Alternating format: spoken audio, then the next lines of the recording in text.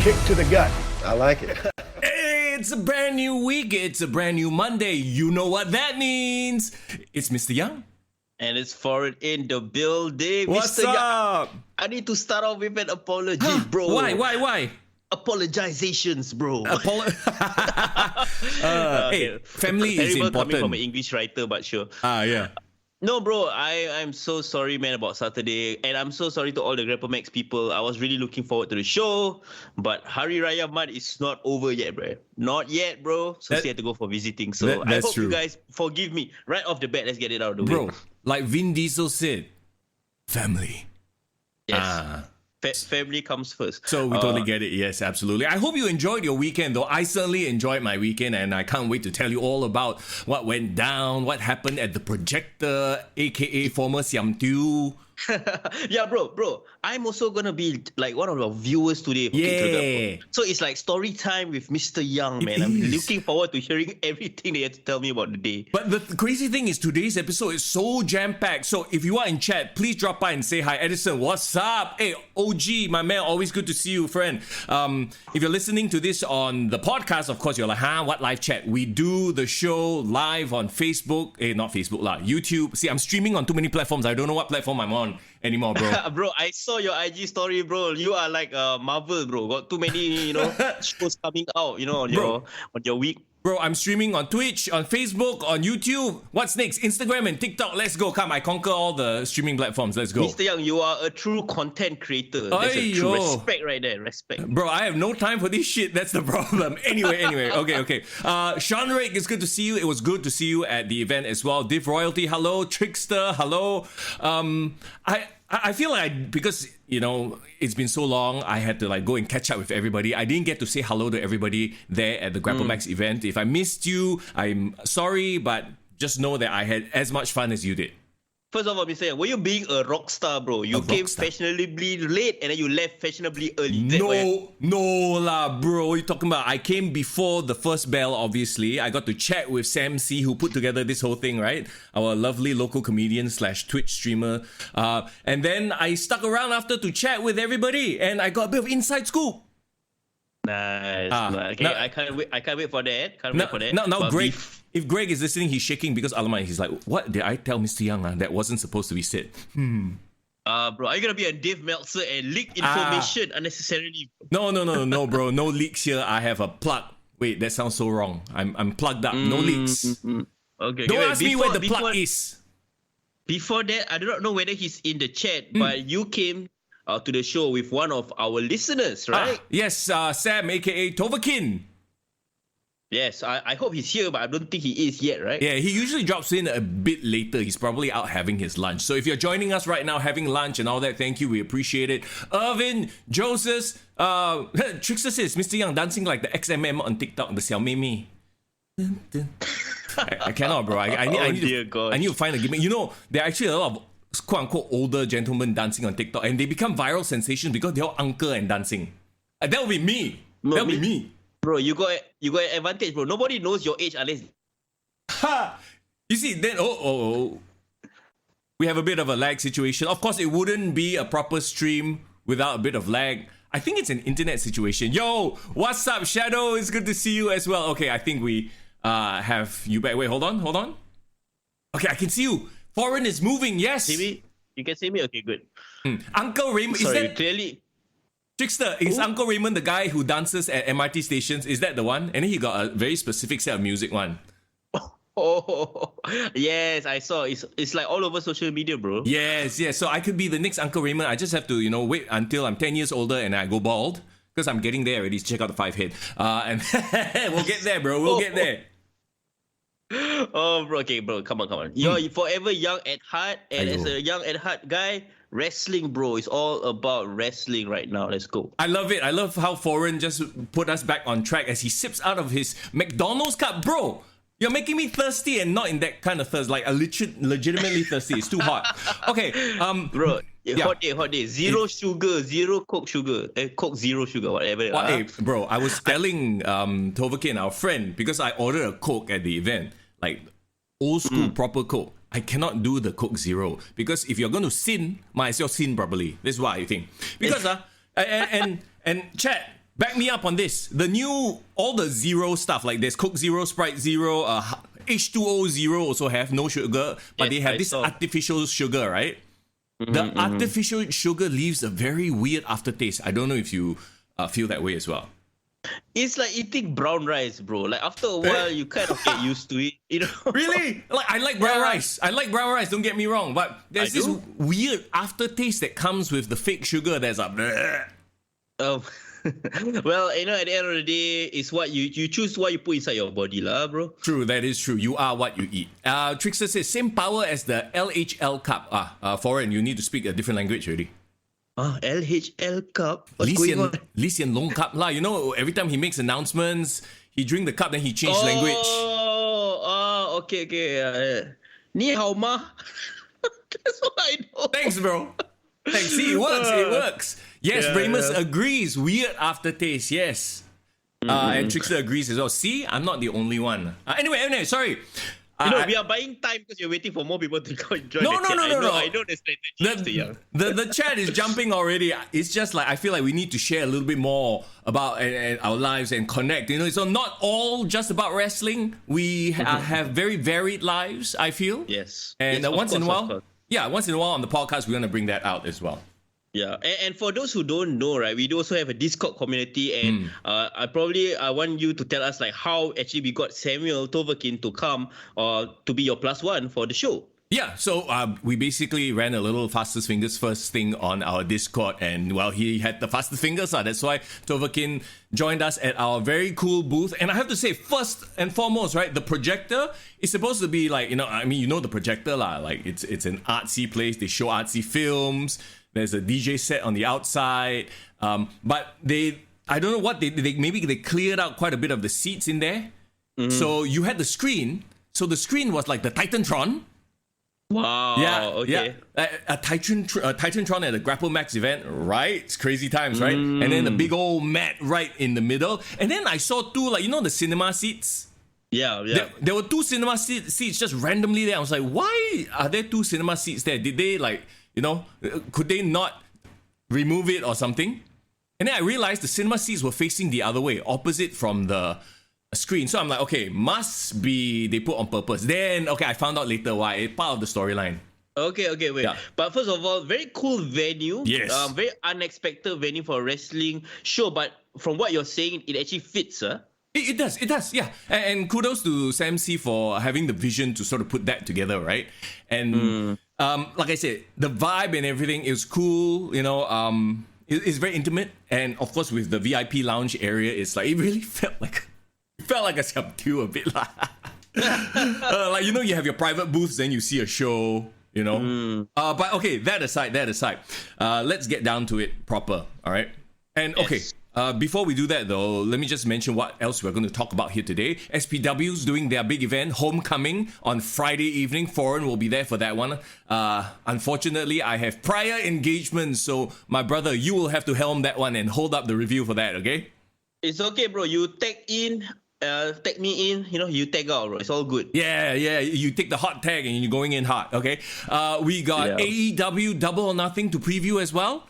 We got to talk about Sasha Banks and Naomi. Yeah, that happened. That happened last week. What? And what the hell's going on? And some random stuff. Okay, you know what? Let's clear some random stuff. Quick thoughts. Rapid fire round because we want to get to the GrappleMax event. Okay. Rene Dupree's brother, Max. Is it Max? Yes, what? Max Dupree. Max Dupree, former LA Knight, now on SmackDown.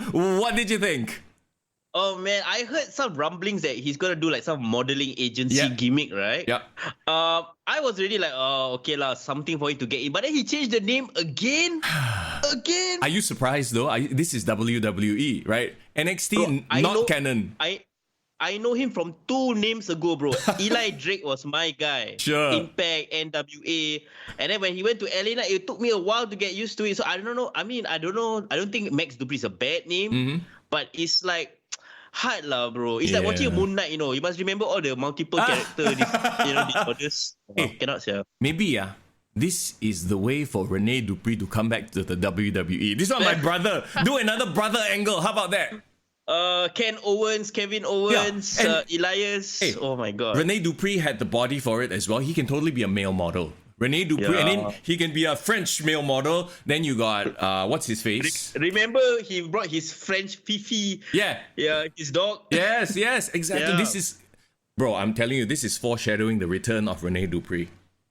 You know, at the end of the day, I'm happy Elena is supposed to he finally went on the main roster. He's supposed to be there for the longest time. He's perfect to the entertainment stuff. Yeah, like I mean, his promo against Adam Cole, it wasn't over the top. He played his character, like, you know, it's I don't say refreshing, but in these times, yeah, it is refreshing to see somebody who's actually a decent promo. Yeah, and at the end of the day, right, I feel like he doesn't need to shine up or like work on his promo. Like even somebody, no offense, like a Finn Balor. Yeah. Like you kind of fear that he might have teething issues when he goes to the main roster. But you know, Elena is ready to go. Yeah, man. And of course, he's going to give the rub to Mace or Face or whatever the hell they're going to call him next.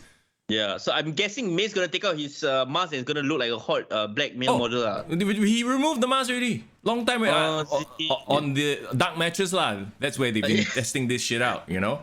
Okay, cool. Okay, so there's that. There's apparently they've been working Tommaso Ciampa as face on main event. So I guess they're testing the waters there also. No, what's interesting is, have you seen Edge on social media? Yes, I have. Yeah, every few days he's been teasing like new members, random names.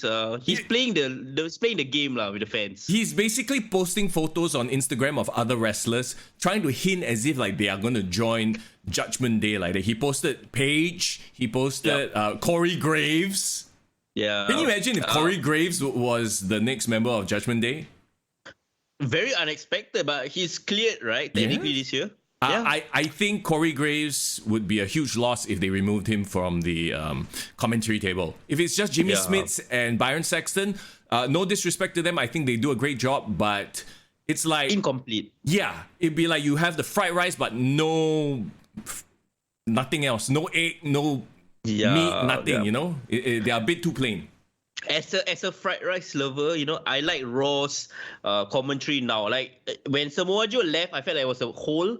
But I think Jimmy Smith, you know, his chemistry with the rest, I think it really, now they're quite solid. Yeah, and as a commentary, Graves and Saxton have worked together forever, so they have very, very good chemistry.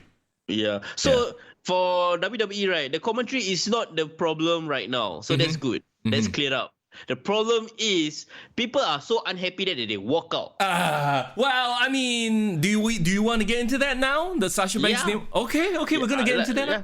Because let's clear all the stories, man. Here's the thing, right? Like Sasha Banks, Naomi, this is not a work supposedly, unless they reveal this is a work down the line and we've completely been worked, and then good for them. But I feel, you know who I feel bad for? Who? Naomi. Do you think Naomi kena drag, right? Yeah, like she was convinced by Sasha, and the story that has come out is that I guess this is not just a on the spur of the moment thing. It was something that had been building up and up, you know, resentment within a company. And I think we can all appreciate that. But the difference is, most of us won't have the balls to one day just walk into work, fuck you, and walk away. We won't do that, right? If anything, in Singapore, what we'll do, even though we tahan so long already, finally we want to leave, we like go in and tender very nicely. Oh, is there any feedback? We don't give feedback because we want to not burn bridges, right? The thing is, Singapore too small, bro. You want to burn bridges, right? It's the bridge is just across the road from your new workplace. Yeah, like, I've had so many of these conversations, bro. Like recently as well, after the pandemic, you know, now they're talking about the Great Resignation wave, right? In the US, that's supposed to have happened, and I think from what I've read, that's happening now here in Singapore, where more people are willing to just quit because they want to focus on work-life balance and they realize that employers are shit and blah blah blah blah blah. No, the thing is, employers, right, they can't expect after the Singaporeans gotten a taste of work-life balance, working from home and all that. Then suddenly, okay, now every day, 5 times a week, go back to office, 9 to 5. Like, we know that there's a way Yeah. to actually be productive without having to sacrifice all that. And it works. It's not like, oh, we had a taste of it and, now we lazy. We want... No. It's that it works. We know this can work. So why are you going back to your old ways? There's a lot of legacy thinking, unfortunately. Not just in Singapore, all around the world, not to be ageist, but there are a lot of old fogies who have done things a certain way their entire life and they will always do it that way. Yeah. That's why there's such a thing as a retirement age, and you do not increase it every year because there's a reason why they need to be phased out, Yeah. Okay, that being said, not all older bosses are like that. There are some that are a little bit more open-minded. Let's put that out there. Okay, but that aside, I feel like that's what happened here. The two of them, they had been biding their time. They lost the opportunity to go for singles titles. They do the best. They move merch. This is according to them. They try to do the best with the tag team titles. And, we can all see there's literally no real proper storyline for the tag team division. Yeah, so everything that they say is valid. Like, Yes. if you say that the audience is the judge, right? Yeah. We literally see that Boss and Glow is literally the only tag team that's trying to make it work. Yeah. And I've seen for myself, like Sasha Banks, when she goes and does all her other celebrity, mainstream media appearances, she's bringing the tag team titles with her. So they are really doing their part. But now you're telling them okay, the booking was they're supposed to do a 6-pack challenge. Yeah. And Naomi is supposed to win that and beat Sasha Banks and basically distract the tag team titles and let all of them focus on the singles titles. Yeah. Do you think that... I don't think they had any issue with that. It's just their main crux was, why are you not focusing on the tag teams, right? Yes. The funny thing is, of course, WWE's statement, what they put out, made it sound as if they had a problem working with two of the people in the match. It was Doudrop, it was Nikki Cross, it was Asuka, and Becky Lynch. So I know for that day, right, we were all like, okay, who? Cannot be they don't want to work with Asuka or Becky Lynch, right? Because they've worked before. Is it Doudrop and Nikki Cross that they don't like? But that can't be the case because Nikki Ash is by all accounts, a very well-liked person backstage. Yeah. So that got the rumor mill going. It's interesting that the WWE put out that very statement, and the way they worded it was that, they didn't want to work with those talents. So my thinking is, okay, here's what I think the theory went down. What they did, there was a legit shoot, right? Yeah. They weren't happy, they walked out. I think WWE was trying to do a lot of damage control, immediately making it sound like they are the bad villains of the story for doing that, disappointing the fans, blah, blah, blah. But they also seem to be opening the door that, okay, if they manage to work things out behind the scenes, they can still pull it off as a work. Yeah. Do you think so? That's always the case, right? That's always been the case. But you notice they've been, quote unquote, burying them. This is like when Stone Cold walked home, took his ball and walked home all over again. You had Vince McMahon burying him, talking about, we are here to entertain you, and if you don't come to work, blah, blah, blah, it's on you. You've disappointed the fans. Remember that whole shit back in the day? Remember he actually got The Rock to cut a promo. Oh, yeah. Exactly. To get the F out. The Rock, Yeah. So they've done they're very big on protecting their company's reputation in that sense. Yeah, and they've done exactly that. They, obviously, like Michael Cole, when Corey Graves talks about how they were very unprofessional, blah, blah, blah, I'm like, that's Vince McMahon in his ear, telling him to say these things. Yeah. Again, when we talk about legacy thinking, I think Vince McMahon is a victim of that. He knows how the old way works. It's effective, blah blah blah. Yes, certain aspects for sure, but if Sasha Banks and Naomi legit walked out and their issue was you're not making the tag team titles relevant, haven't they achieved their job? The fact that they walked out, they created so much buzz around the tag team titles. Really? I first of all, okay, I would have to politely disagree with that. If anything, you can disagree violently, bro. Hey, fuck you, bro. That's not true, bro. Hey, fuck you, lah. Shadow and Div say might be the producer. How the producer treated them could be because down the chain is always like that. Middle management gets frustrated because upper management it fucks them, then they fuck the talent, and then talent's like, you can't do that to me. But at the end of the day, right? actually agree with the WWE in that you can't just walk in, say we quit, and leave.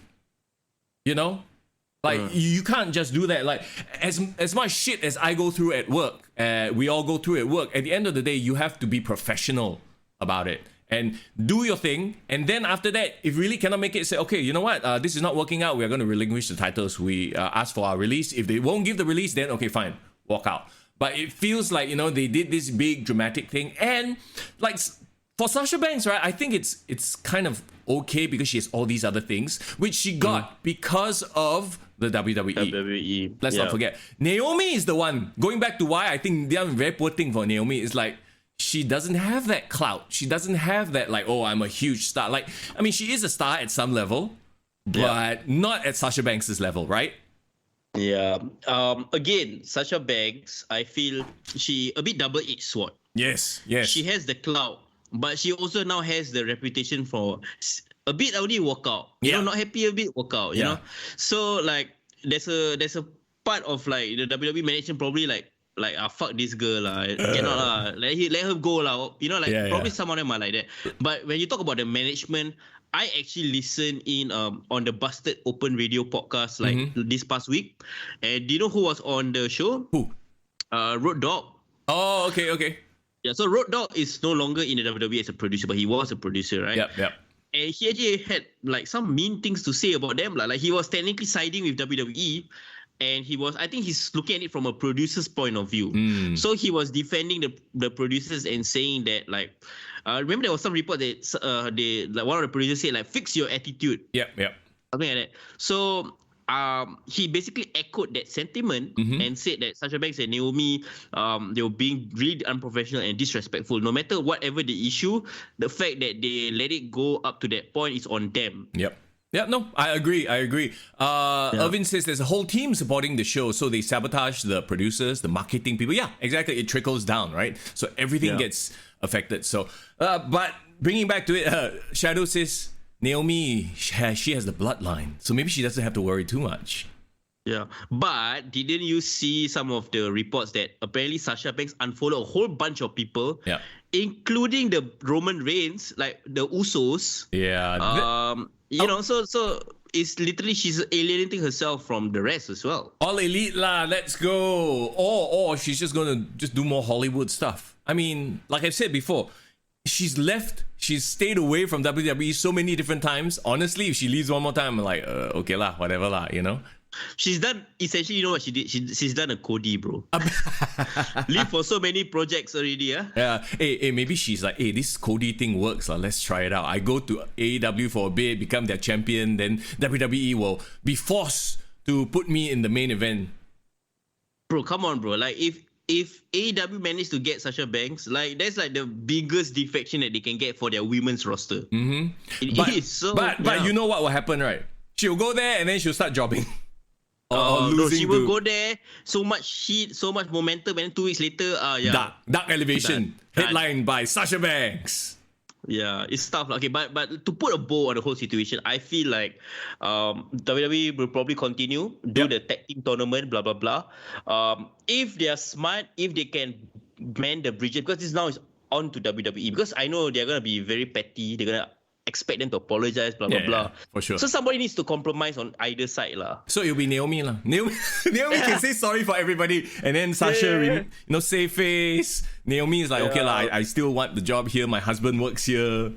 Yeah. If it was up to me, if they can mend the bridges, like they need to do like a summer of Punk. You know, at the end of the day, they return and they actually. They return unexpectedly lah, and then it's like a tag team champions fight to see who's the undisputed tag team. I mean, if they can do it lah. So apparently they're going to do a tournament, tag team titles tournament. Obviously they haven't planned anything because this was all very sudden. Can you imagine if they mend fences before that, and then the wild card, Sasha Banks and Naomi, they come back?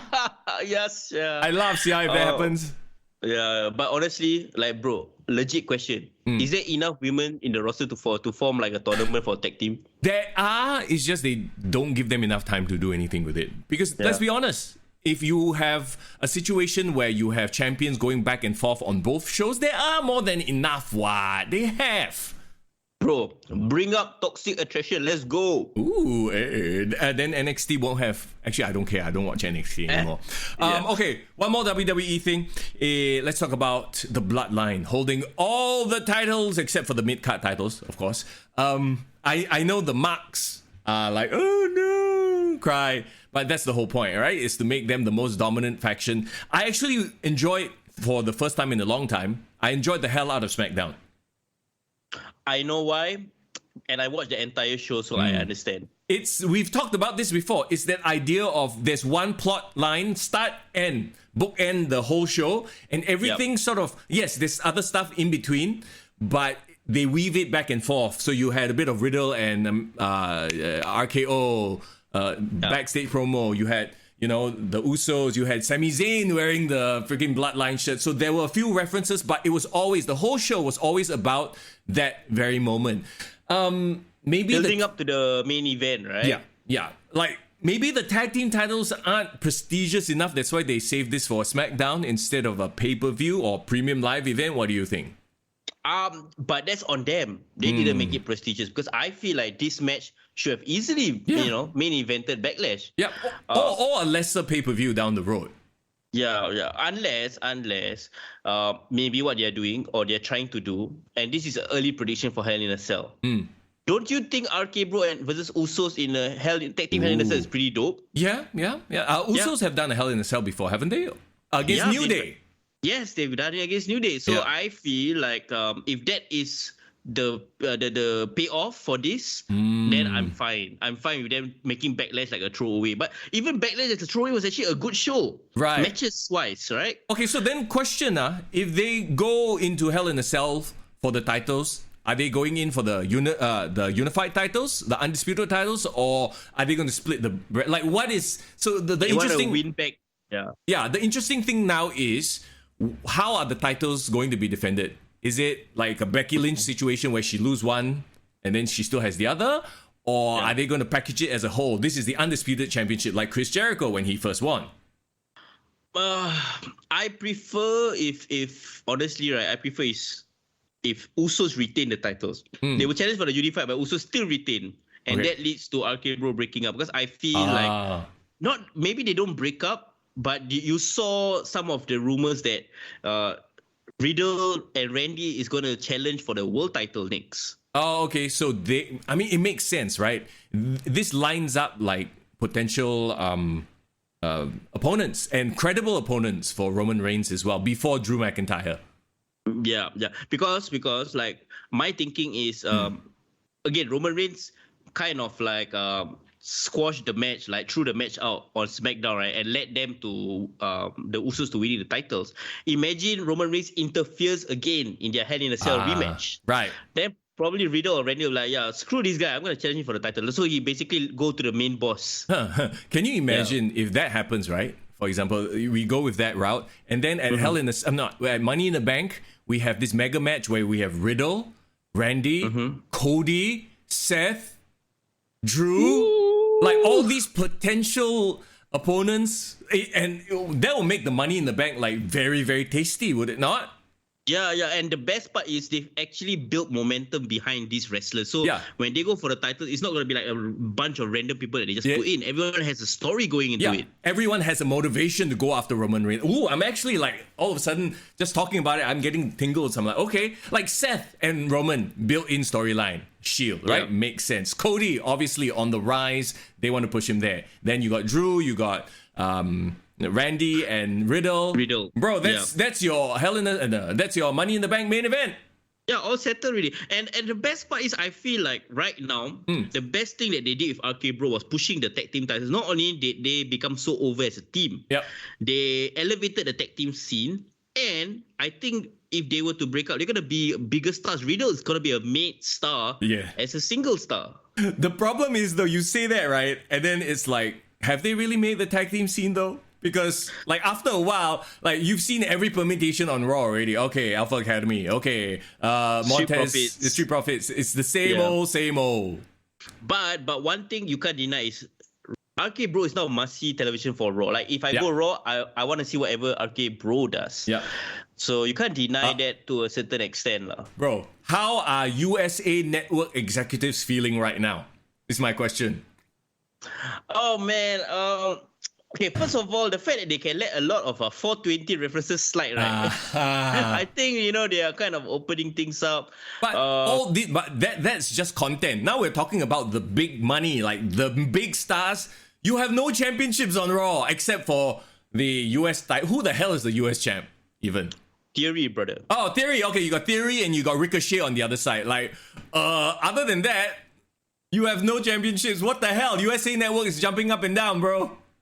That's why they've been asking, like, I think they are sort of like appeased by the fact that RK Bro is becoming such a big draw. Mm-hmm. But other than that, like you said, if they break up, what's gonna happen?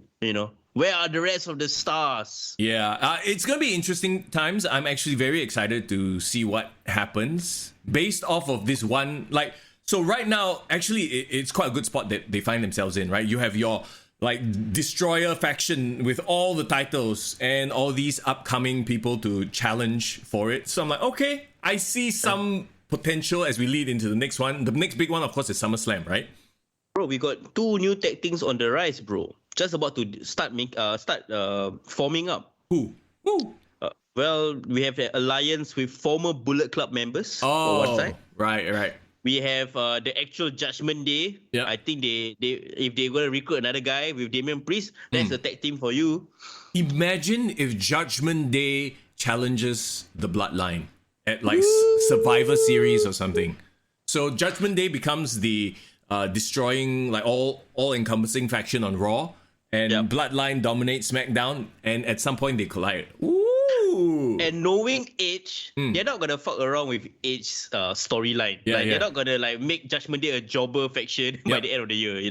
So I actually have high hopes that Judgment Day will actually be the new overarching story dominating Raw going forward. I hope so. The problem is now it's so Bloodline heavy. They have all the titles like. Judgment Day, what are they gonna do? Okay lah, Judgment Day. Damian Priest, you win the US title, and then the next 3rd member or 4th member, you go and win the Intercontinental title from Ricochet. Well, there's still a 24/7 title. No, that doesn't count, bro. Then maybe Rhea can win the women's title. Yeah, maybe. I love it, right? Every time we mention Damian Priest, right? Div Royalty will appear. Hey, thirsty lah, Div, thirsty. She's simping. But okay, so that's basically the biggest talking point from the WWE, other than the Sasha Banks Naomi stuff. Yeah, and of course, Stephanie taking time away. But I don't think it's anything big. I think she's just probably wanting to spend time with her family. So hey, let her take leave lah, without it being a big story. Why can't she take leave? Yeah, I wish when I was taking leave, people would announce it on the internet. Like, Farhan is taking 2 weeks leave. Yes. Okay, so that's your WWE content. And we'll get to AEW in just a bit in terms of leading up to Double or Nothing, which is happening this weekend, actually. Yes, this weekend. Where I will be very busy at the Army Open House. Oh, boy. Don't worry, your boy's got your back, bro. Don't worry. Okay, we'll have to figure out the timings and everything because next Monday I'm actually working. So we might do the podcast on Tuesday. But we'll talk about that. We'll announce all that stuff on our Discord, on our socials. Don't worry about it. In the meantime, yes. I think those people on the chat, those GrappleMax people have been waiting for a while. So let's dive right into it, bro. That's right. Fight Club 3. Okay, I'm pulling up my notes. Very tough, doing notes and trying to watch the matches themselves and posting on social media. I feel like I missed half the action, bro. Bro, I hope Tovakin had your back and helped you take social media videos, bro.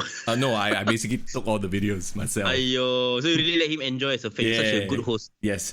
So, okay, as we mentioned, right, the projector, brilliant venue. I hope they do more stuff there, actually. I hope so. Sam Smith. Sam C. Sam Smith, yeah. Stay with me.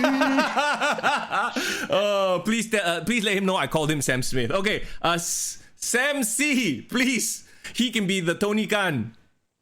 Bring people together. Looks like Tony Khan already, bro.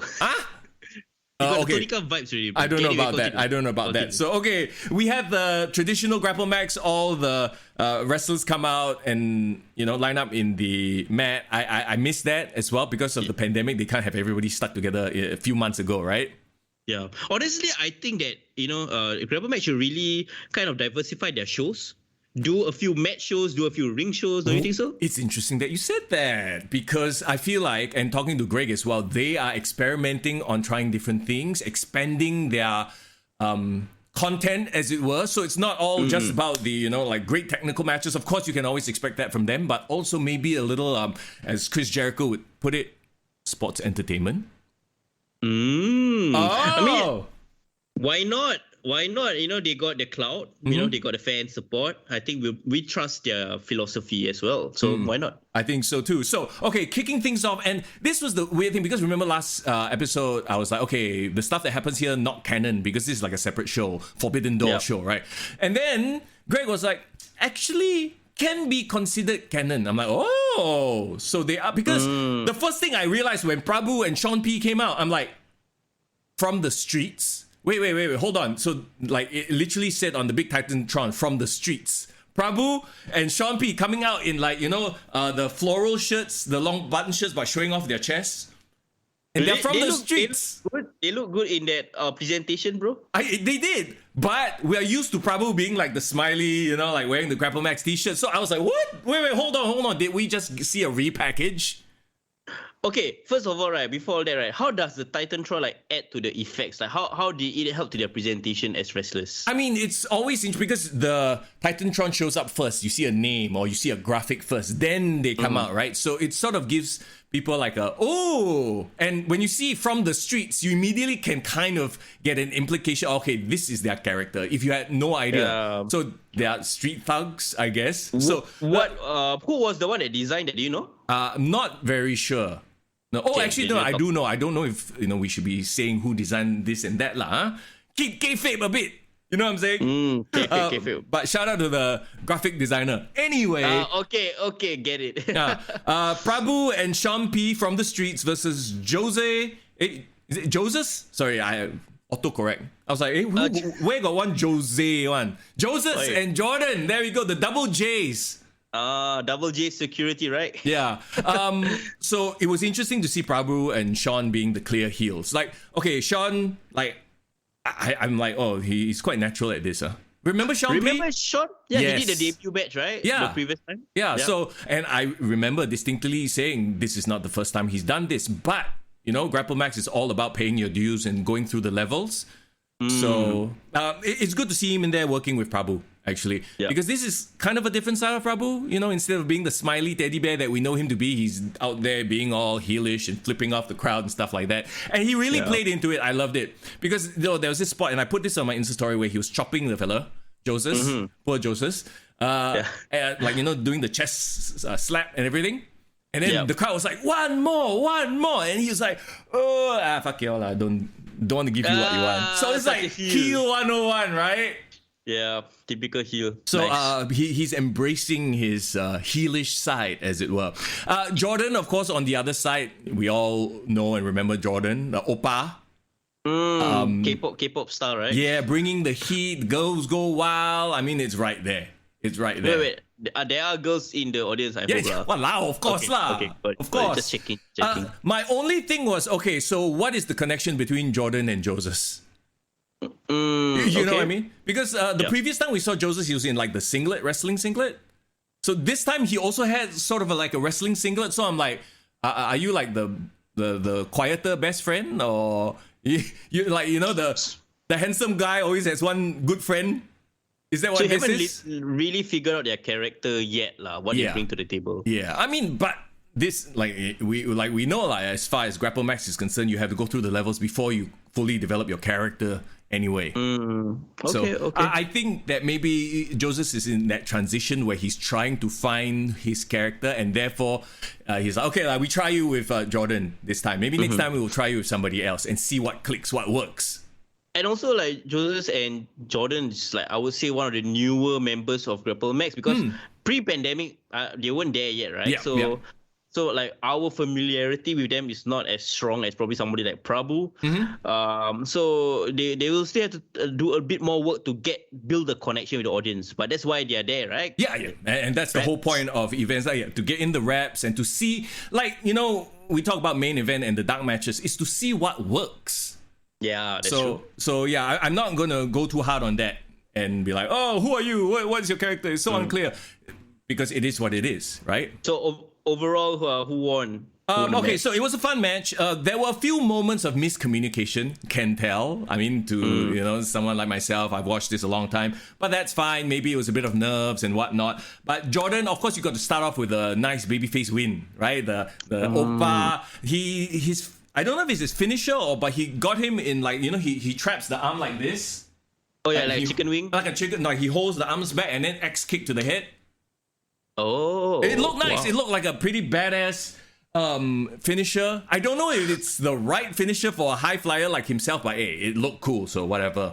Wait, so when he grabs them in that position, he flips him forward and to do the knee or what? No, it's X kick, bro. Kick. So I show you because this is a live stream, live video. Yes. I can actually show you. So okay, how you do it? Imagine I'm the one receiving.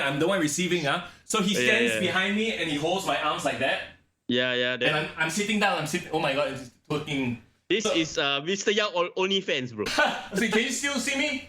Yes, I can still see you, bro. So the guy's on the ground, right? And he has his arms held like that. Yeah.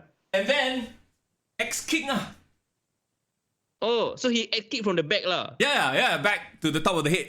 Siya pain or what? Okay, I like that. Yeah, it looks cool. Raymond says fatality. Pretty innovative because I don't think he's referencing any particular wrestler with that move, huh? No. So yeah, I thought it was a cool finisher. Okay, pretty dope. And he delivered that finisher on who? Prabhu or? I can't remember Sean. actually. I didn't write that. I think it might have been Sean. But either way, you know, it was a great way to start the night. Like it got everyone excited. The pretty boy got the win, you know. Okay, for you, right, seeing the crowd, like, could you tell it was like 100% wrestling crowd? Was there like a 50-50, a bit of new faces, you know? There were definitely new faces, like the people next to us, right? They were like, oh, like, what's going on? I think one person was into it, but then they brought their, like, kid. Plus and then one. The cool thing is the evolution of them as a viewing audience. They got slowly more invested in the good guys and bad guys, which is like, okay, nice. That means they're doing their job, right? Okay, got it. So that means at the beginning, some of them have no idea what to expect. You know, it was they had to win them over like match by match. Yeah. Well, I mean, you have to understand too, this is also an arts thing where, you know, it's the projector. They probably have some people who are there, maybe because they are friends of Sam C, who is a comedian. He's in that scene, right? And talking about comedians, I totally forgot. So when we started the event, the whole storyline was that an IMDA officer had to come in and make sure everything was okay. This is Singapore. Make sure everything was up to par, right, in terms of content. And then they freaking played Majulah Singapura. And then, you know who comes out? Who? Rishi. Who? Yeah, as in the comedian, you know, Rishi Budrani? Yeah, Rishi Budrani, yeah. Funny guy, but he comes out wearing a blue shirt. I'm like, is he trying to be Pritam Singh? Wait. So the IMDA officer is somebody else. It's Rishi lah. Oh, so Rishi was playing the IMDA. Okay, got it. So he comes in and then he cuts this promo about how after he kena hantam in parliament, now he joined the PAP. And then he instant boost, bro. Instant heat. Okay, cool. Joining the PAP apparently to this crowd is instant heel heat. Okay. Oh, yeah. So basically, opposition crowd lah. yeah, kind of. So it was fun. I think he worked the crowd as well. And I'm not sure if this was the first time he's working a wrestling crowd. But you know, us wrestling fans, we love to, like, we will boo, we will be vocal, we will shout. Yeah. And how well do you know him before this? Not really. I feel like I might have interviewed him once, but that's about it. So do you know beforehand that he was actually like into wrestling? Oh no, I don't know if he's into wrestling or not. No, I don't know. But yeah, so I know who he is lah. Yeah. Because I did see him post on social media that he actually he said some complimentary things about wrestling and he was very happy to be part of like a wrestling show for the first time, like. Oh, okay. So he was not that sort of into the community like we are. But then he like appreciated, the event and closet fan, Yeah. probably like watch on his own time, and probably the comedian connection. And also to him, I'm sure it's a lot of improv as well. Like there's a lot of like a wrestling show, as we know, and a stand-up comedy show. There are a lot of similarities. You are coming up with things on the fly. You are reacting to what the crowd likes, what the crowd doesn't like, and you're changing your content on the fly. So I think he appreciates it from that art point of view. Yeah, okay. So tell me more about his performance, bro. So, okay, that's what the 2 cinema seats were there for. He sat down to watch the event to make sure everything... So, okay, I will say that his interaction was before and at the end, and it wasn't like too much. Like, he wasn't disturbing every match, which is good. Okay, got it. So he was like almost like a master of ceremonies in a way, yeah? No, Sam C was the master. He was the host. Sam C was the host. He was just there as an authority figure, but not obnoxious enough that he would be involved in every match. He was only involved in key moments, which was fine. I thought the pacing was great. Okay, great. So Sam C welcomed everyone. Yeah. But this IMDA guy, so-called character, he kind of like was Okay. like a teaser. Or Yeah, something? okay, imagine him as a commissioner and Sam C is the host. Got it. Yeah, so Sam C basically did the Sean Rick role, where you were very familiar with Sean Rick coming in, warming everybody up, that kind of thing, right? Of course. So there you go. Sean Rick was there. Yeah, Sean Rick hung out as well. Yeah, he was there. But he was a fan or like an audience member for the show, lah. Yes, yeah, and of course he was helping out backstage and stuff like that, lah.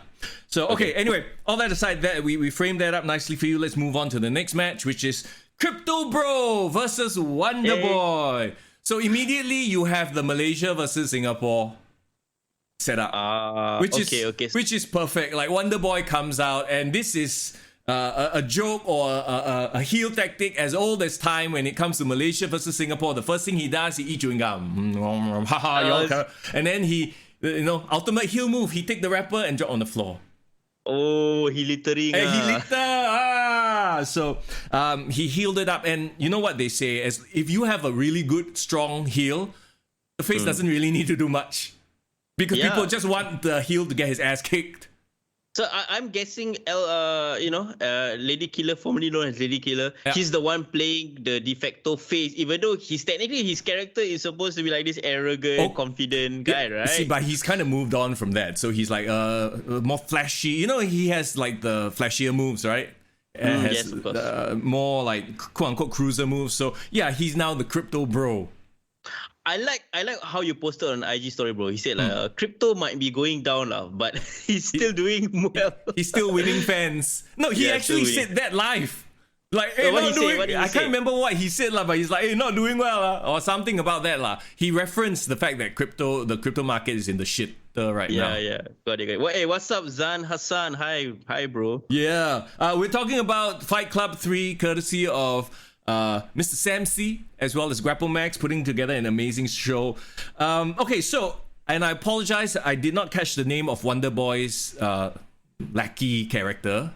Okay, super tall guy, and this is like your classic. Like he keeps interfering in the match, and then until finally the ref can't take it anymore, and you're out, and then crowd pop. So that one always works because he getting involved. Shout out to the referee, right? Is it who's the referee? Is it a Malay guy? Yes. Can't remember his name. Oh my god, I apologize. I'm drawing a blank right now. Sufyan? Yeah. Sufyan? Yeah, it could be Sufyan.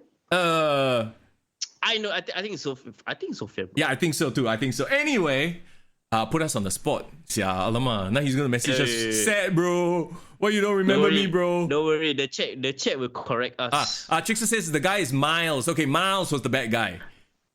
Miles Karul. Hey, prodigal geek. Yeah. There you go. So there you go. Classic heel stuff from Wonder Boy. Enjoyed the hell of it. LK, I keep wanting to say Lady Killer. Crypto Bro, did what he had to do to bring the face energy up. There you go. Sufyan, yes, referee Sufyan. Yeah. I was right. Then Lady Killer hits the rock bottom, spear. Quite a quick finish. And I bro, and this is a funny thing, right? Like, for those of you who have followed us for a very long time, you'll know the story of this. But when he hit the spear, I had flashbacks, bro. I was triggered, bro. I was like, shit. Did everyone look at you or not? They're like, No, alamak, no. Mr. Young. No, like, at least this fella know how to take a proper spear, not like you, Mr. Young. Yeah. Okay, but from what I'm seeing or from what I'm hearing, the level of proficiency as a wrestling contest, like, it was like of a higher level, right? Yeah, I mean, that's what you expect from a Crypto Bro, Wonder Boy, people like that. And was it like a very quick pace match? Because it like finished very fast or what? So yeah, so it was, the start of it was a lot of character work. So once you establish the character work, you pile all the heat on the heel, then you can after that have a pacey match sort of. I wasn't looking at my clock, which is, a testament to their work, right? If you're not paying attention to how long a match is, that means they're doing their job. I find it very interesting. It seems like GrappleMax strategy was to cater to so-called more of a mainstream non-wrestling audience because they seem to be focusing a lot of character work. Don't you think so? Yes, and I wonder if this is because of if this is a collaboration with Sam C, but also like what Greg talked to me about. He was like, they are looking to quote unquote diversify that. Yes, maybe have a little bit more storylines based social media, not social media. What the hell am I talking about? Sports entertainment stuff. Okay. Why? I got an idea, bro. You got idea? Can we tell everybody, or this is a kick? No, this is just throwing it out there to see the reaction, bro. A kick to the gut wrestling card. What the hell? Hey, you got the money and the venue or not first? Hey, bro, all that don't worry, bro. I got my loan shark scan. No problem.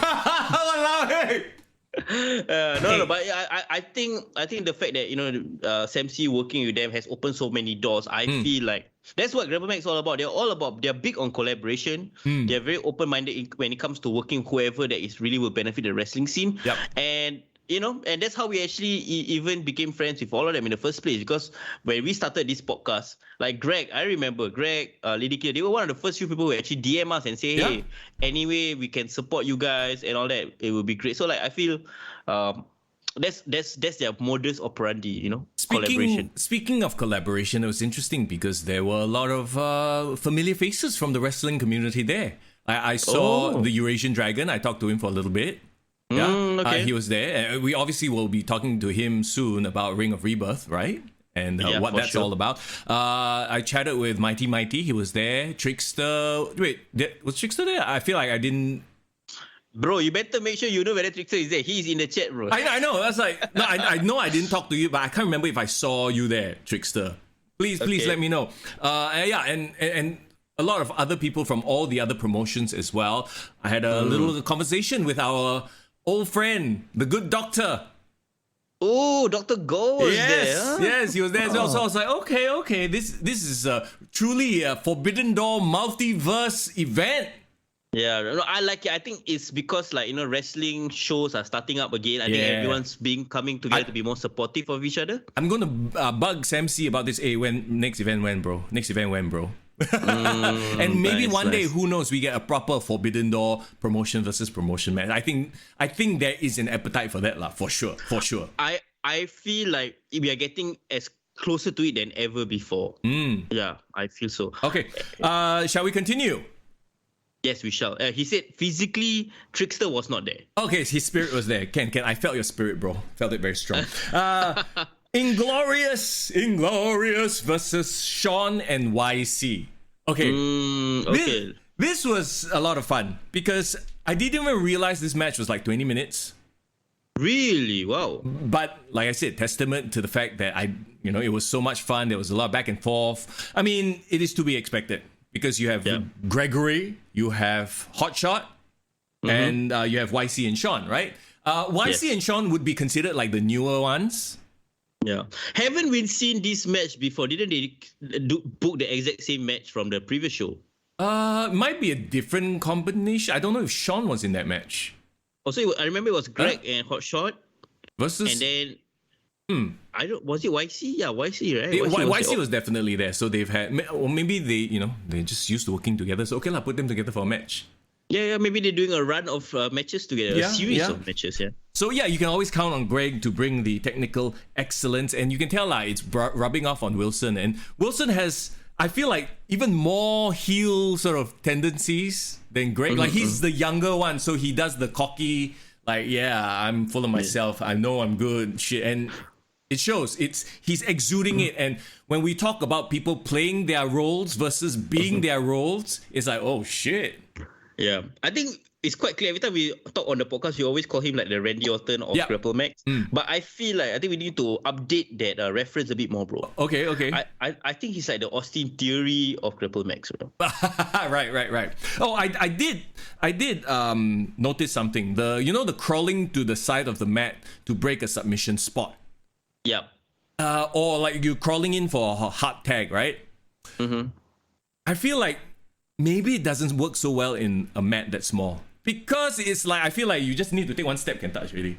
So, okay, the idea of reaching out to grab a rope or to tag is that, oh, you're so far away, like you have to fight, right? But when the mat is so small, they're like, it's right there, bro. Yeah. No, but do they do rope breaks on the mat? Like, there's no ropes to break, what? So there's a red tape on the side of the mat. So you touch okay. You know what I mean? Cool. I mean, but that aside, that's just me being nitpicky, you know. Yeah, the most important thing, did anybody do a ring rope spot or not, bro? Like how I did last time. Oh, no, there was not really a ring rope spot, so... Yeah, so people try to whip you into the crowd or... None of that, Either that, I was looking at my phone and I might have missed it, lah. Okay. But yeah, that aside, they had a spot where they had the stereo submissions for Inglorious, so they both had the two baby faces in the submissions. That was a pretty cool spot, but then there was the whole reaching for the ropes thing. I posted on our stories as well the spot where they cleared the theater seats. Yeah. And then YC did his cannonball into the theater seats. Kudos to them for thinking of that spot, because that's his thing, right? He does a cannonball. I saw that. So they actually make them sit on one of the chairs, right? Yeah. So they beat down Inglorious, put them in the theater seats, and then YC could do his cannonball. I was like, oh, okay, shit. They tweaked it because they had no ring ropes, no corner. That was pretty violent, bro.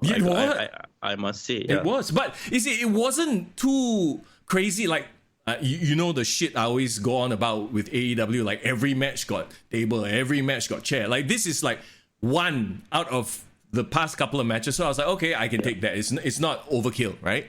Okay. The cool. overkill is in the next match. Okay. I hear you, bro. But first of all, was this match technically no disqualification or just like a normal straight up tag team match? It's a straight up tag team match. So I guess the disqualifications are on the table, but let's face it, they wouldn't rob the crowd like that. Using the environment technically was never a disqualification, bro. Yeah, exactly, right? I will say this. I can't stand the forearms. I still will say... They do forearms. No, this wasn't the back and forth forearms. I can't remember who it was. Somebody did like a bunch of forearms. It doesn't visually work for me. Especially at that close range as well. I was like, ooh, no, I'm not a big fan of this. I mean, again, GrappleMax is quite influenced by Japanese wrestling, which is a norm. You know, me, personally, I'm more of an uppercut and chop guy. Yeah, sure. You want to do multiple chops, can. It lights up the audience. It has a visceral sound. Yes. So that's something. And uppercut, I've always thought the way Randy Orton does it, Cesaro does it, like, it's pretty... I don't know, visually it looks like you can keep your opponent safe, but it looks like it hurts as well. Yes, 100% agree to all that. Okay, the ref took a bump. He got knocked out when somebody was doing that airplane spin. So you know what's going to happen here already. Inglorious heel shenanigans, low blow, boom. This is a pretty nice ending sequence. So if I can describe it for you, Greg hits his finisher, the double unhook facebuster. Yes, he does. Hits that. I can't remember who it was he hit it on, Sean or YC, but whoever it was, instead of going flat down, he's like on all fours, like almost as a ramp. And then, so the other guy tries to come in for the save, but out of nowhere, Wilson jumps off the back, hits the RKO, boom. Beautiful sequence to finish the match. I saw the slow-mo. Somebody captured it on slow-mo. Yeah. Oh, it was really well done. And actually it looked badass, like a jumping RKO, right? Yeah. So it's like you build. It was like the cherry on top. It's like, oh shit, what a finisher bomb! And that was a great way to end the match, right? And then, interestingly enough, and I understand why they did this, they went to intermission after this match. I was like, okay, it could have continued. It's not that big a cut, right? But they went to intermission. The intermission is essentially what Lights Off, Lights On was for AEW. Okay, what happened there? Because the next match is an unsanctioned match. No DQ. Oh, okay. So, but the unsanctioned, the intermission was like a quick one lah. Like, okay, we're gonna take a quick break. No, so like people can go out, buy drinks, get food. I got fries. And that will come into play later. Wait. There's a food booth outside lah. Yeah. There's a food booth outside. Yes. All right. So, okay. Dope. Raymond says, I guess you can say it was poetry in motion. Hey! Okay, so now you come back and it's your main event. And I actually appreciated this because I don't know who booked that to happen, but I'm like, okay, this is obviously like the whole reset. Like that was the co-main event. So that was the main event. Now here comes the I don't want to say garbage match, but it was portion. Literally, is it? Yeah, because the last match was all like character work, shenanigans. So if you're into that, you're into that. But it didn't interfere with the technical wrestling from the previous, like from the actual card itself. Wait, I got a question. So isn't this the so-called Forbidden Door match involving all three people from the different promotions? Yes, it was. Wait, I got something to say. So, right, I feel like this works if GrappleMax still remains true to their philosophy of like, proper wrestling.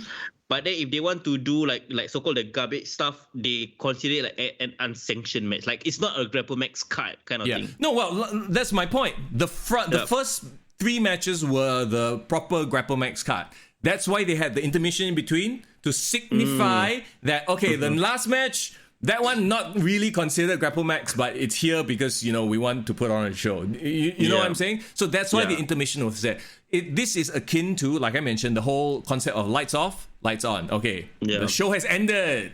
Yeah, now, I like it. I like it because I think my biggest fear was if GrappleMax tries to, like you said, go too much into sports entertainment or does all this crazy stuff, I feel like they will lose what make GrappleMax unique to me in the first place, Well, okay, the good news here is I felt that because the rest of the card didn't feature any tables and gimmicks and shit like that, when you finally had a match like this, it's like, okay lah, I mean, I'm okay with it because this is not like, on TV.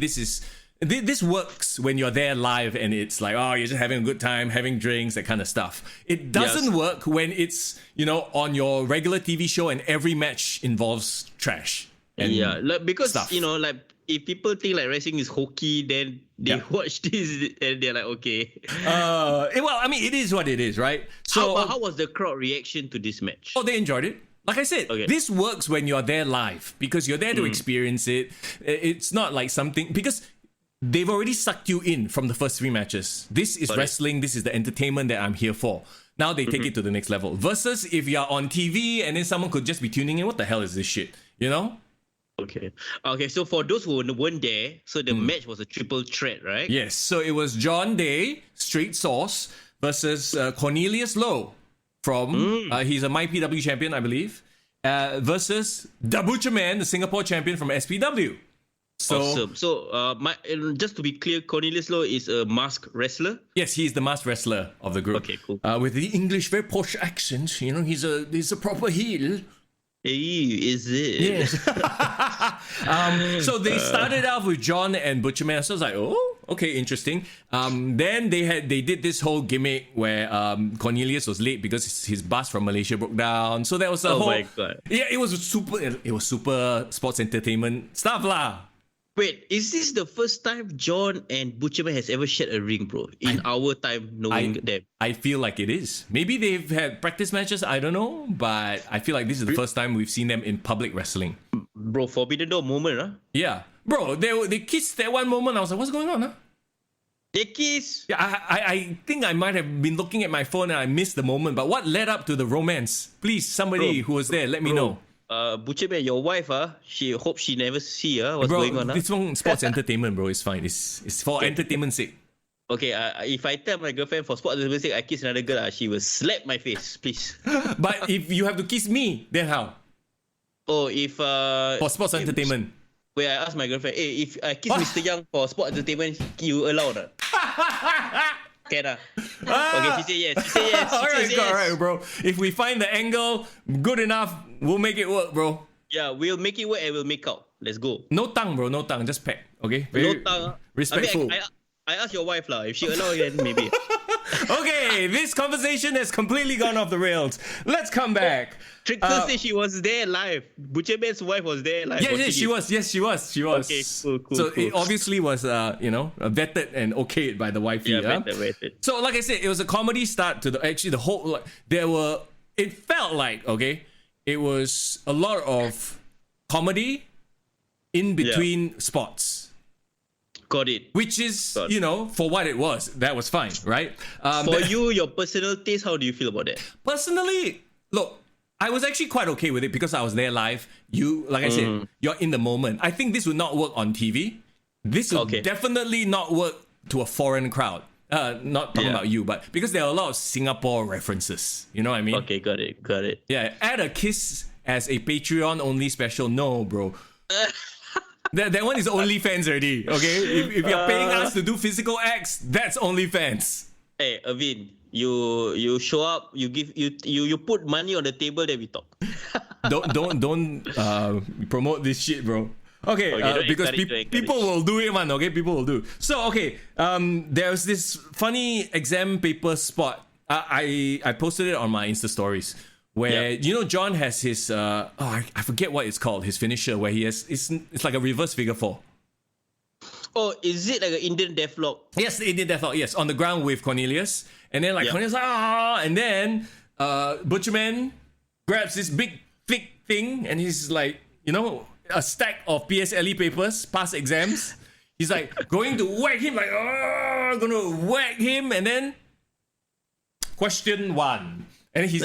So it was like a funny moment, I think I saw that. I saw those IG stories. Yeah. Look. Normally, if I see something like that online, when it comes to CZW shit, I'd be rolling my eyes, right? Yeah. But like I said, in the moment, while you're there, it works for the crowd.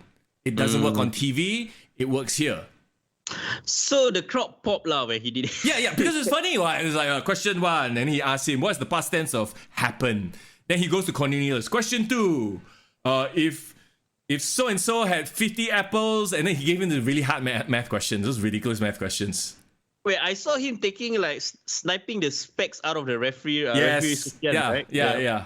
So tell me, how did he actually wrap up the spot and continue the match? Wrap up the spot? How did he finish that funny sequence and he went back to fight? He gave Cornelius a paper cut. He took the paper Oh, those shit hurt, man. That's that would legit. I hate paper cuts, but yeah. Irvin says Cornelius felt the weight of the Singapore education system. LOL. Okay. Okay, bro. I love that. That was a great line. Lots of back and forth. Like I said, this was more of a hardcore match style. Yeah. Rishi got knocked out at some point also, so he got involved, right? They fought all the way to our booth, no? Oh, really? Did they fight in front of you? Yes. I think Butcherman smashed John's head into the table, and bro, my Coke dropped. It spilled my Coke. And then the worst, what's worse? Butcherman grabbed a handful of my fries and ate my fries. Hey, never asked for a refund. Butcherman, you and I have some beef. Okay, over a handful of fries. I'm gonna come look for you. You owe me some fries, bro. No, you know for a fact, bro. They plan that spot. They like, Mister Young sit there, right? You go do your hit spot right there. Basket, no. I was enjoying those fries. Anyway, no, I'm kidding. It was fun. And always, when you have wrestlers interacting with the crowd, that's always great for the crowd, right? So, yeah, it was an awesome moment. I saw the Rishi Budrani, he took was it like a stunner or RKO from John Day? That was the spot, right? I was looking at my phone writing notes, unfortunately. So I missed it. Yeah. I'm so upset. I saw that. Okay, there you go. So I have a plane flying by. I don't know if you guys can hear. Hey, I swear, I am on the route of some freaking route, maybe for the NDP or what, but every day, low flying aircraft is damn loud. Recently. Okay, so Trickster said yes, Mister Young versus the Butcher Man, bro. Mister Young versus the Butcher Man, packet of fries on the line. Oh my gosh! You better not. You better not hang me from a cage. I don't want to get involved in your beef. Foreign in, no. Throw Foreign in for moral support. You can take his finisher. Oh, speaking of finisher, so this is how it wrapped up. Cornelius took his. Wait, is that Butcherman's actual finisher? No. I know he does something else. He does something else, right? Yeah. No, it is. He does the Wasteland by Wade Barrett. He does the Wasteland? Yeah, it's the one. I do the Wasteland, Mr. Young. You do what Wasteland? Bro, that was the only badass move that I did during my debut match, bro. Oh, I thought your finisher was the. Clearly, you have a very fuzzy memory of the match from the spear. I don't blame you. I do. Irvin says, please clarify that your Coke was Coca-Cola and not cocaine. It was Coca-Cola. Thank you very much. Okay, Prabhu says Daybreak. Okay. That's the name. Of what? Of whose finisher? Of the Butcherman's finisher? Okay. So Butcherman slam. I've seen. You've seen the video, right? It was one of his old finishers. Okay, there you go. He basically put Cornelius through a table. I did see, and the table looked like legit rough, bro. It's like it's not those collapsible type, Yeah, it's not the like the WWE table is basically a plywood board with some metal struts and thrusts, right? This one, correct. It had a metal frame. So he had to put him through. If not, he's going to catch the metal frame somewhere on his body. Wow, that's tough, man. And he put him through the wooden part, through the metal frame. I'm like, wow, brilliant. And respect. I should have taken a picture with the metal frame because it was there in the middle of the mat at the end of the show. Everyone walking around taking pictures with it. Like, oh my god. It looked dope. Probably seeing it live must have been like super terrifying, man. It looked like it hurt, man. Yeah. So respect to Cornelius for taking that bump. Table got wrecked. Oh yeah, it got wrecked 100%. So what a way to finish the night. I mean, I enjoyed the hell out of myself. I'm sure everyone did as well. The people next to me, like I said, I think they weren't like really diehard wrestling fans to begin with. Yep. And this younger girl, actually, when they flashed like, GrappleMax's next shows, when is it happening, right? She took out her phone to take a photo, no? She was like they literally won her over from her knowing nothing to like, I want to go and see the next show. This is so much fun. Okay, that is so dope. I mean, that's what it's all about, man. Like winning over fans, getting them to experience wrestling live. I think at the end of the day, the only way to create like this kind of fandom in Singapore is we really need to appropriate it for the culture, bro. We really need to make it like a very even a Singaporean girl or somebody who doesn't know anything about wrestling, they can open it up like I get it, like it's fun, you know. There you go. Great job, everybody. I think there were probably a few hiccups here and there, but nothing that was so obvious that people realized. Probably a lot of wrestlers weren't available, but I would have really loved to see a character like Showtime on the show. Oh, right, yeah, or DJ Cal. But GrappleMax, they are doing a tournament very soon, the Gold Standard Tournament. Yeah, tell me what's that all about, because that was like the next few shows, right? Yeah. They had like Gold Standard 1, Gold Standard 2. Well, I mean, they will tell us more when the time comes, but it is going to be a tournament akin to, remember the Marina Bay Slam tournament? Yeah, nice. And it's going to be interesting. Will DJ Kyle come back to defend his tournament status, tournament champion status, or what's going on? I mean, exciting times because local wrestling is back in a big way. Kudos to Sam C, to GrappleMax, everybody for putting together a fantastic show. So the Gold Standard match or show, are you going to have it subsequently back at GrappleMax at their Tampines? Yes, Tampines, I believe right? so. So they are working on sort of rejigging the place to make it more conducive for big shows like that. I think after this projector venue, I think ideas, the gears are turning. They're like, okay, we can try this. And because the response was good, right? I think they are looking to maybe, like I mentioned, just coming back to what I said earlier, my conversation with Greg, they are looking to diversify the types of wrestling that they do. So yes, you will have the technical stuff, but once in a while you throw in a bit of comedy. Irvin says, you are right, Foreign. I brought a girl to her first event ever and she liked it because of the comedy. Nice. Okay, so again, you never know what kind of wrestling attracts what kind of viewer. Yeah. You know what I mean?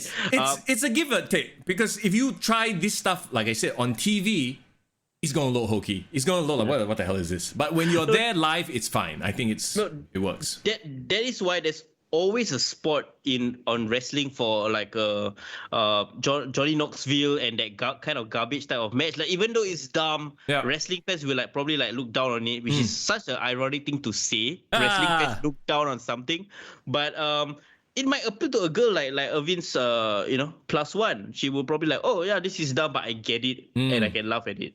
Right. Okay. That being said, I look forward to their next event. Let's talk more about local wrestling before we we are an hour plus in. We haven't even started on our previews yet. Okay, let's go, bro. Let's go. Let's truck along. Power through. SPW is back on Friday. They're running their homecoming event. I don't know if there are still tickets available. You can always go and slide into their DMs on their Instagram page. Before that, I'm happy to announce, like you said, Forrest is tagging in. So GrappleMax, the GrappleMax show was really represented by Mister Young last week. So this coming week, I'll be here. I'll be there for the show this Friday, and I'll be bringing a +1. Ooh. So the +1 is up for grabs since Mister Young is not there. So again, fastest fingers first. Please, whoever wants to get the extra +1 and be my guest this Friday, join our Discord. Yes, go into Discord, slide into Foreign's, slide your finger into, fastest finger into finger Foreign. Hey, shit. This all sounds wrong, bro. What slide finger for what's going on, bro? I don't have a mangina. What's going on? You talk about fastest finger, so then the finger and then slide in and then be the first. I don't know, bro. I don't know what's going on anymore. Okay, Mr. Young, you just need some finger food right now. That's what you need. Yes, I do. Okay, anyway, yeah. So slide into our Discord and we'll give you more information over there. There you go. Okay, it's sold out from the website apparently. General tickets are available through DMs. So yes, if you want to go check out SPW, either you slide into Foreign's DMs or you slide into the Wrestlers DMs. Mr. Young, preparing for OnlyFans. You know it, bro. 40-year-old OnlyFans. Got the demographic, bro. Don't worry. Fuck. All right, call me daddy. Let's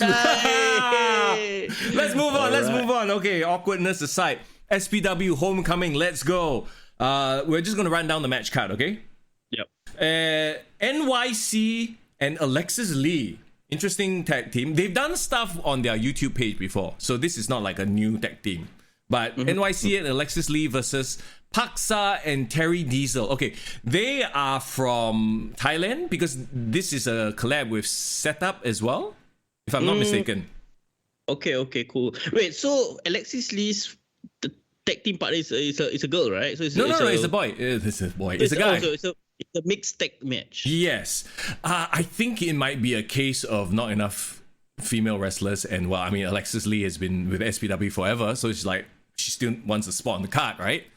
Yeah. Remember we had there was this one girl that was quite up and coming, Teresa, right?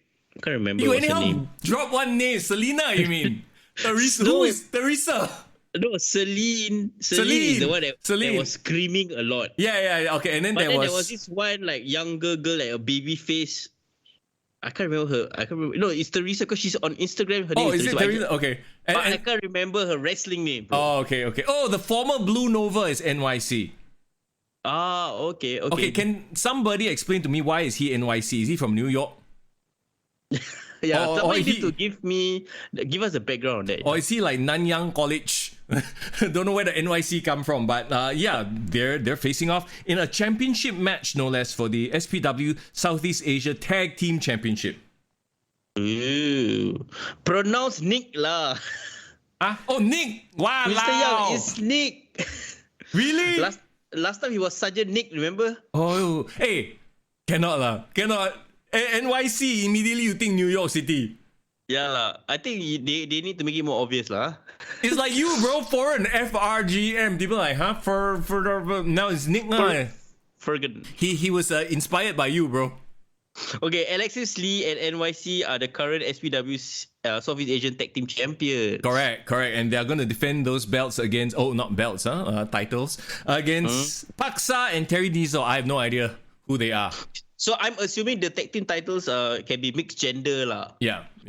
Okay, cool. Equality, cool. bro. Equality. She's mixing it out with the guys. Short for nyctophobia. What? Hey Siri, what is nyctophobia? No, don't. Okay, anything. Don't Google nympho. Walao, what? It's different lah. That one different story already. Yeah. Okay, so thoughts about this match? I have no idea who are the setup girls. Or setup guy and girl. I'm assuming it's a boy. No, two guys. They're facing two guys, bro. Oh, two guys. Okay, shit. Okay. Well then, Alexis is badass. Let's beating go. up guys. I think she's gonna be the China of the division, right? Yeah. More like AJ Lee lah. Huh? Yeah. Actually, okay. So no idea anything about the setup guys. They look like a proper bunch of badass wrestlers. Yep. So I am excited to see how Alexis Lee is gonna fare, in this kind of matchup. So it'll be interesting. It's gonna be the opening match, right? I don't know the match order lah, but Oh, nyctophobia is the fear of the dark. So he's scared of the dark lah. Is Nick, or is he the dark and he's bringing the fear? We need explanations. Are you gonna tell me that's his gimmick? He's afraid of the dark. Then you know how you beat him, you turn the lights off. He like and then pin 1, 2, 3. Okay, no. His biggest fear. Okay, let's move on then. Big T, formerly Big known T. as Mighty Mighty. Oh yes. Okay. Who has lost quite a bit of weight actually. Really? Okay, Yeah. so I'm excited to see that in person live. Yeah. Yes. So expect him to do a moonsault. Okay, I don't know about that. I'm just kidding. Big T versus Riz. Okay. Judging from Reese, he looks like he was trying to wear the Ultimate Warrior face paint, but then like not enough paint. This is where you come for the in-depth analysis. And he got the MMA gloves on. Maybe he tried to do the face paint with the MMA gloves on. And you know how MMA gloves can be very restrictive? That's why he couldn't get all the paint on. Maybe no, legit. I am actually curious. I don't think I've seen this guy. I don't think I've seen him perform. Or maybe he was from previous gimmick renewed. I have no idea. Is he from Setup? I also don't know. No, he can't be from Setup, bro. Indian fella, bro, from Thailand. Cannot. Why cannot? Okay, I mean, if you say from an Indian promotion, I understand. Anyway, so basically this is an unknown quantity, right? Like unknown character. We have no idea who he is, what he does, what kind of move he's gonna give. But we know Big T. Okay, yes, we know Big T, and we're gonna expect big things from Big T. See what I did there? So, Okay. I see what you did, sir. I'm looking forward to your review, by the way, because right now we're sort of like right, so swimming around, just looking at the card, looking at their photos, trying to figure out something like what they're about. But I think once we watch them in action, it'll be so much easier. Yeah. Well, just based on this, I'm going for Big T for the win. Okay, there you go, hometown boy, huh? Okay, Bryson and the Blade Trickster. Trickster is in the house. Tell us more about this tag team match versus Iman and Meta. Iman the Kid. Okay. I'm hoping that's him, right? Yeah. Who is Meta? Is Meta like Facebook? Why got Facebook, Instagram here? The metaverse, huh? Yeah, the metaverse. I believe Meta is the masked wrestler, lah. Yeah, he is the masked wrestler. Yes. Yeah. So Blade Trickster. So I'm assuming Trickster has kind of updated his gimmick a bit, evolution of his character. Sure. But Bryson, bro, loving the hair, bro, giving me 2000s emo vibes. Okay, there you go. Like we said, very in-depth analysis. Just judging people by their hair. We have nothing to go on this other than their appearances, bro. So cut us some slack. Okay, Trickster says not Iman the Kid lah. It's okay. We feel like a bit divorced from the product because it's been 2 years, right? But like any good event, I'm sure this will catch us up. So there you go. Wait, literally Trickster's legit say Shivam is an Indian from Setup. Oh my god. Oh, okay. Yeah, see? I told you. Walao. Wow. Okay lah. Okay, I'm just too close-minded. Oh my god. Wait, Trickster says it's Bryson Blade and Trickster. Okay, so then y'all have to talk to your the fellow who did the graphic, because there's a space between Bryson and Blade. The Blade and the Trickster are closer together. So I'm like, it looks like Bryson and Blade Trickster. Who did the graphic for this one? You go and scold him. Hey, Trickster, I'm so sorry, bro, but literally, the Blade and the Trickster look like two words. Blade Trickster, what's going on? Apologies to Bryson Blade, because clearly that is your name, but we call you just by your first name. We are not being a WWE. We're not trying to cut off your last name. I will show you proof right now. What I have in front. Look, you see? The Bryson, wait Bryson and the Blade. Look at the space. Ayo.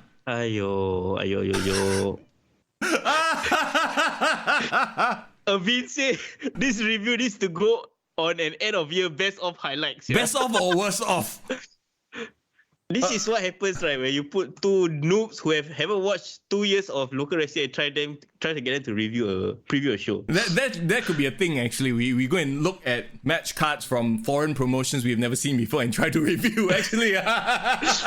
Kid to the Gut reacts to a Lithuanian pro wrestling match card. Yeah, having no idea who anybody is. Hey, that should be a thing. Let's go idea. Okay, let's move on then. This is going to be a fun tag team match. I think we can always expect the Trickster to have tricks up his sleeve. Maybe this time he'll have a Blade as well.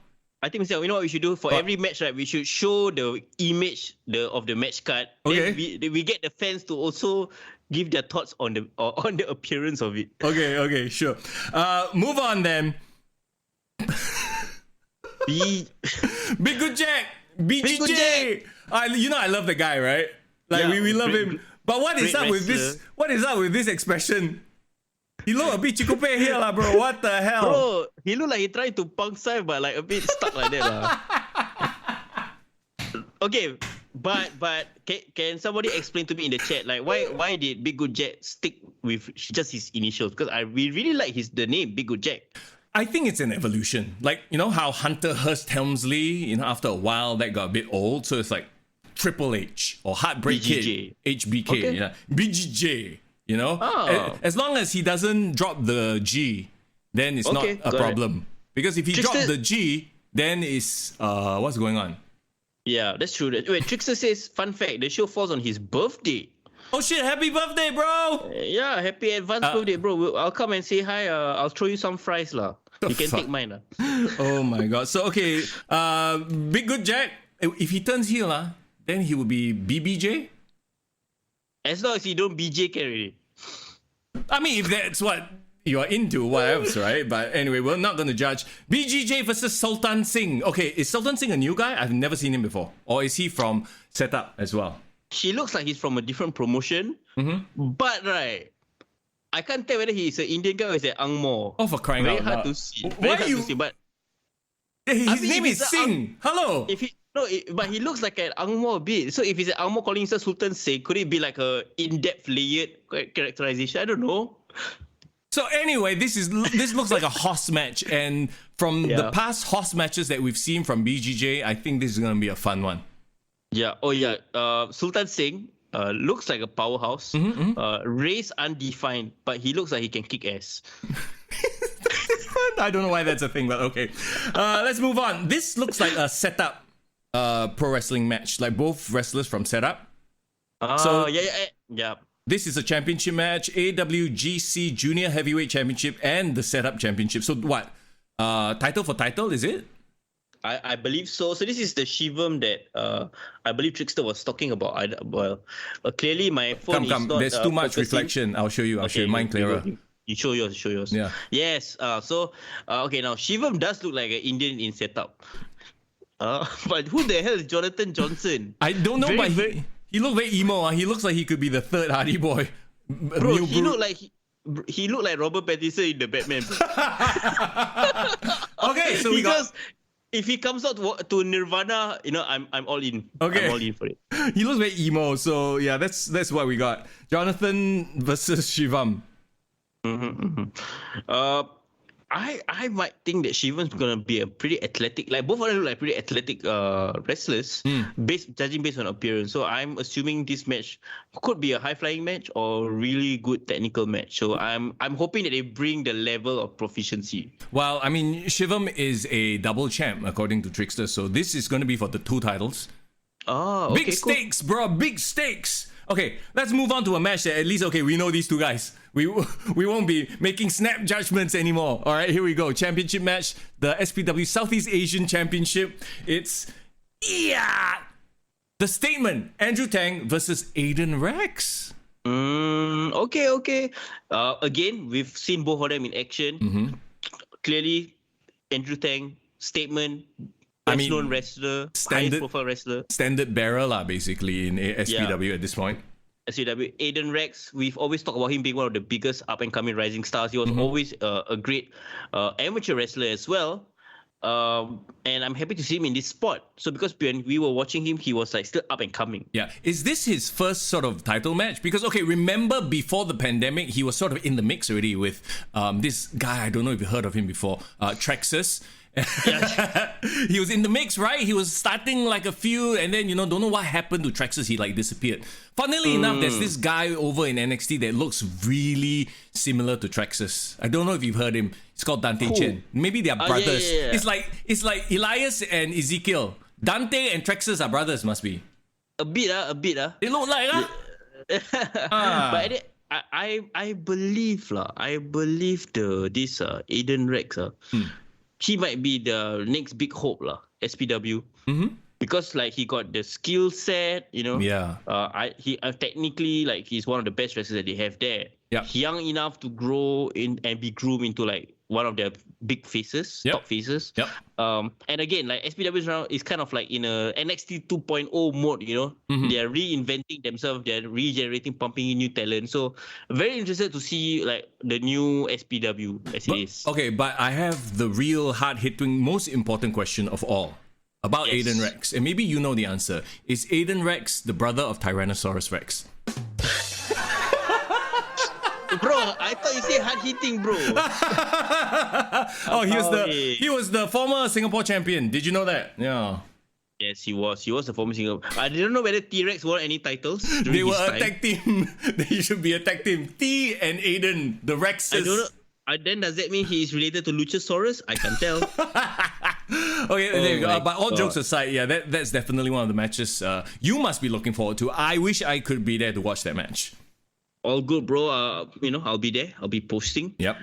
And after that, next week we'll be talking about it. Yeah. Okay. Interestingly enough, I don't know if that's the main event or this. Maybe it's a co-main event situation. But there's one more championship match: the Singapore Championship, the SPW Singapore Championship from a champion that we've talked about earlier. He was at the previous event for GrappleMax, Butcherman with CK Vin. So yeah, they've been having little vignettes, little YouTube shorts. They've become best friends apparently.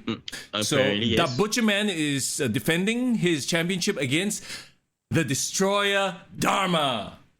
Bro, this is actually the match that I'm most hyped for. Okay. Have you seen the social media feud that has been brewing between the two of them? No, what? Okay, so remember they had this whole thing where he tried to attack him with a chopper at the gym. Yep. That was their previous so-called feud, right? Yeah, so that was rivalry. so these two have history, obviously. But what's the latest drama? Bro, you don't know, bro. It's all over TikTok. I think I try to not to do too much TikTok, but tell me. Yeah. Oh my god. I'm actually a follower of the Butcherman on TikTok. Okay. He's a good follow. If you ever, for some reason, on TikTok, go follow Butcherman. Okay. He does a lot of like wrestling 101 videos, how to do certain moves. He cuts his promos, blah blah blah. Whether in character or out of character. So the one that I saw was he was actually cutting the promo not as Butcherman, just as Daniel, bro. Okay. And then he said, he just him. He said like, bro, he said, guys, this is me talking as Daniel. I fucking can't stand Dharma. Oh, we got layers to this now. Yeah. And then he cut a shoot promo, bro. Apparently lah. Talking about why he don't like Dharma, bro. Okay, so why he don't like Dharma? I feel it's a bit too sensitive to say here on this podcast. I think you all should watch it on your own. Wow, that bad? Okay. I will go check it out. Yeah, that bad, bro. So like, I know those in the on the chat, the SPW people on the chat, you probably know what exactly is going on. But I'm gonna assume that this is legit heat between them. So is this like a Becky Charlotte situation? I don't know. This will help me enjoy the match more when I go there because I'm assuming that both of them have a legit dislike for each other lah. But it was some of the words were really pointed. Okay. A bit barbed. And then when I was reading the comment, it was even more interesting. Okay. Well, I'm going to follow him right now. Yeah, you go check him out on TikTok and see what I'm talking about. But some comments were like, yeah, I don't like this Dharma. Yeah, Butcherman all the way. And some are actually defending Dharma. Okay. Like, hey, at least he put in the work, not like you. You know what, bro? Busy, yeah. Okay, so at least we have a little, like, a little drama, social media drama going on with that. I can appreciate that. Div says, really? Mr. Foy stole Butcherman's cleaver, so he better watch out. He better watch out. He better not cry. Wait, so what is Mr. Froy's doing now? He's still the ring announcer, right? But why is he working an angle with Butcherman? Is he angling for a match? Yeah, also CK Vin, how is he going to play into this? Like, now that they have this friendship, but it hasn't been played out at an event for a while because there hasn't been live events. So I guess we'll, find out more on Friday. A lot of permutations, a lot of so-called heat online. I love social media in the sense that if you're a wrestler, right, social media is the best way to put over your storylines, bro. Yeah, exactly. If you don't have the time or the channel, let's say there's no TV show, right, and you get that shit over on social media, lah. Yeah, man. Nothing else sells stuff on OnlyFans. You'll get money. Right? What the hell? Okay, so there you go. That's the card. That's the card for SPW's Homecoming. If you got your tickets, good for you. If you haven't gotten your tickets yet, you want to go hang out with Foreign, you want to be Foreign's +1, slide into his DM. Actually, no, slide into our Discord and just ask him, hey, pick me. Yeah. Because if you guys are not gonna be my +1, I'm gonna bring my girl, man, to watch the show. Most likely she won't go. I don't know lah. I don't think she will go lah. So yeah, she just literally gave me the no sign. You put her on the spot. You're horrible, No, what I'm saying is, please be my +1 so that I don't have to trouble my girl to follow. Okay. There you go. We'll be back next week, of course, to talk more about, Homecoming and stuff like that. I'm sure it'll be a lot of fun, bro. Enjoy it. Now, let's talk about AEW. Let's put a bow on everything. Right. Let's get on. Final topic of the day. Yeah, final topic, because we are almost at the 2-hour mark already, and, I'm freaking hungry. So, let's go. Let's go. Very quickly, Dynamite didn't stand out to me at all. Rampage was even worse. Okay, honestly, Dynamite, I can't okay, off the top of my head, Dynamite, Samoa Joe versus Johnny Elite. Yeah. That was the first match, right? So it was all about a wild card Wednesday. There will be unknown jokers. But to me, honestly, the jokers were underwhelming. I'm sorry. Okay, Johnny Elite at least got named. Like, did he? Okay, was this a one-off or did he join AEW? He's not officially signed to AEW, so it's still a one-off. I hate it when they do that because I feel like he deserves so much better. I feel like he deserves a top spot, but no, he just came in and did what he did. Yeah, he did what he did. I don't think I've seen a John Morrison versus Samoa Joe match before. So I can at least if nothing, it was a fresh match. Yeah. But do you see there was a couple of botches? Yeah, and his finisher, he landed on his knees instead, right? Yeah, and he tried to do like a 450, but yeah, like you said, and landed on the knee, so it kind of like took out the impact of the match. Yeah, he was basically like 5 cms off. Yeah. The problem is, right, when the name Johnny came out on the Titantron, everyone assumed it was Johnny Gargano, bro. Right, because he's Johnny Wrestling, I mean, even he would have pulled off the name Johnny Elite. I think people would say, yeah, Johnny Gargano, let's go. Yeah. But, Morrison is great. But my problem is Morrison, I think his time has already passed him by, unfortunately. I feel like he's the type of guy who needs a partner who will do the talking for him. He needs a Miz. Two jokers to, just... Because he's such a chill, laid-back guy and, goddamn, he's so talented. I wish they did more with him and the Miz when they turned on each other. He was great in his spot in WWE. He should have stayed there. Yeah. Even if he fought with the Miz and turned on him, keep him in WWE. I think it's perfect for him as a wrestler. Imagine Miz and Morrison versus Randy and Riddle at this point. Yeah, that would be hot. It would be something at least.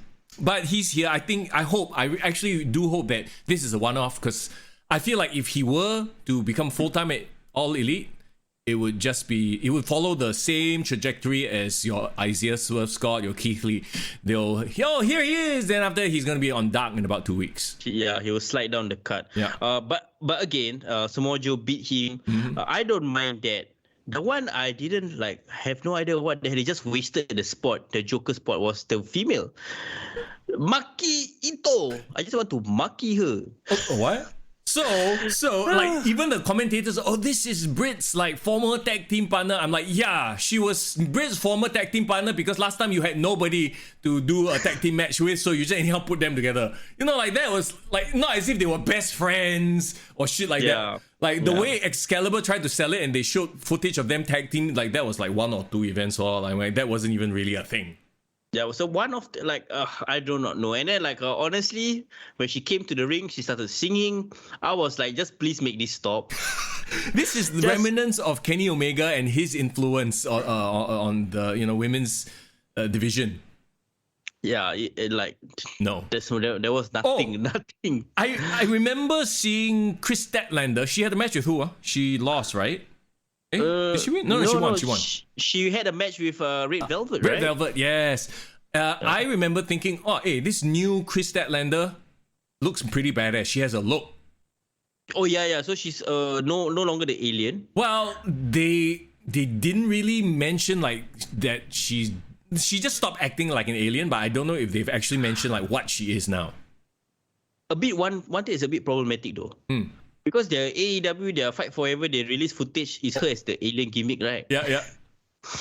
And then, so I don't know. Actually, we can write off that game already. It looks like it's headed straight into the garbage bin. Well, if nothing else, bro, the game by the time it comes out, right, all the characters are 3 years old already. And we complain about WWE 2K. They all like it worse. So it's not so easy making a video game, is it, guys? Just because you play a lot of video games doesn't mean you know how to make a video game, Kenny. Just because we love wrestling doesn't mean we can be good wrestlers. Exactly. Exhibit A, taking a freaking spear the wrong way. Anyway, yeah. Other than that, like, oh my god, the opening match of Rampage, I gotta say, I was watching is House of Black versus El Fuego and a bunch of masked guys. Dark Order. I'm like, this is what you're opening with? The House of Black couldn't be colder, and they are going to the pay-per-view to face the Death Triangle. And then they, what's his face? Penta revealed the tombstone with their name on it. I'm like, what is this Toys R Us plastic shit? Your budget don't have, is it? You're going to make one plastic looking thing that was rocking on stage. You know, like a tombstone supposed to be heavy, right? This plastic thing, and then you see Penta like holding it, like have to hold it so it doesn't. I'm like, what the fuck is this? Rabak, bro, rabak. See, okay, I feel like if this happened at an indie show, for example, like a GrappleMax show or SPW show, I would forgive it because this is okay lah. It's not on TV. It's just for the people in the crowd. It's a goofy comedy moment. This wasn't supposed to be a comedy moment. This was supposed to be, I have your tombstone. You're going to die. Menacing lah, serious lah. And then the fucking thing looked like like an inflatable thing, like it's wobbling around. I'm like, oh my god, this looks so shit. Like, I expect more from a big production like this, and the production, if anybody, failed them on that moment. Yeah. I know we are rocking back and forth between Rampage and Dynamite, but like, they took some of the like the best, to be the hottest wrestler back in December was Bryan Danielson, right? And then now you put him in like a 5v5 rivalry with like, and the main star of the promo was Chris Jericho and William Regal. Yep. Isn't there something wrong with that? Yep. No, exactly. You're revisiting a story from 20 years ago and you're making it a focal point, and then you have the best wrestler in the world just silent in the background. Yeah, and they even let Moxley talk, and whenever Moxley talks, I'm like, he's like this grumbly, mumbly, blah, blah, blah, blah, blah. Yeah. He's the type of person who, when I hear people like that talk, I immediately roll my eyes and go get to the fucking point. To be fair, like some of the shots that Chris Jericho took on the opposing team, like they was pretty solid. Like I love all them. How did he attack? Calling Moxley like a addict and all that kind of shit. Like all those things. Like those are great heel work. My problem is they shouldn't be the focus of the match. Yeah. And not only that, you're talking about Jericho and his JAS, right? Like, have his guys gotten any bigger? Like, better? At least over? At least if Inner Circle, Sammy Guevara got over, Santana and Ortiz got over. Like, with these guys, like, they have not gotten over, I feel. Like, not yet. Yeah, it feels like when I see them together, it feels like Chris Jericho and a bunch of lackeys. Yes. Danny Garcia, I had hope for him, but he just comes across as very like putting on an act. Yeah. You know? Yeah. So, I'm not really a fan of them. Yeah. For whatever reason, they haven't been able to grow a character. So, and then you have this top heel on the commentary team on Rampage. I'm like, this is very Salah. Yeah. The whole thing doesn't. Yeah. Who is Matt Menard? Matt Menard is one of the 2.0 guys. The square head fella. Yeah, the one like Zac Efron. Yeah, I like the square head Terrence and Phillip. I actually liked him, but now with Chris, and Jake Hager is also like hiding in the corner and just quiet. Another mute fella. I'm like, oh my god. Tough lah. Like okay, but at least actually I like what Boxley said. Like I don't want to do another Stadium Stampede. Like I don't want to do that shit because they were trying to tease that, right? I feel that was great for pandemic, but like I don't know where they're gonna go with that match. They're gonna call it like an anarchy in the arena or whatever it is. Bro, they have. If you look at the poster, it says anarchy in the arena. So I'm like, okay, I don't want to do some stupid gimmick name, and then they still tag the stupid gimmick name on it anyway.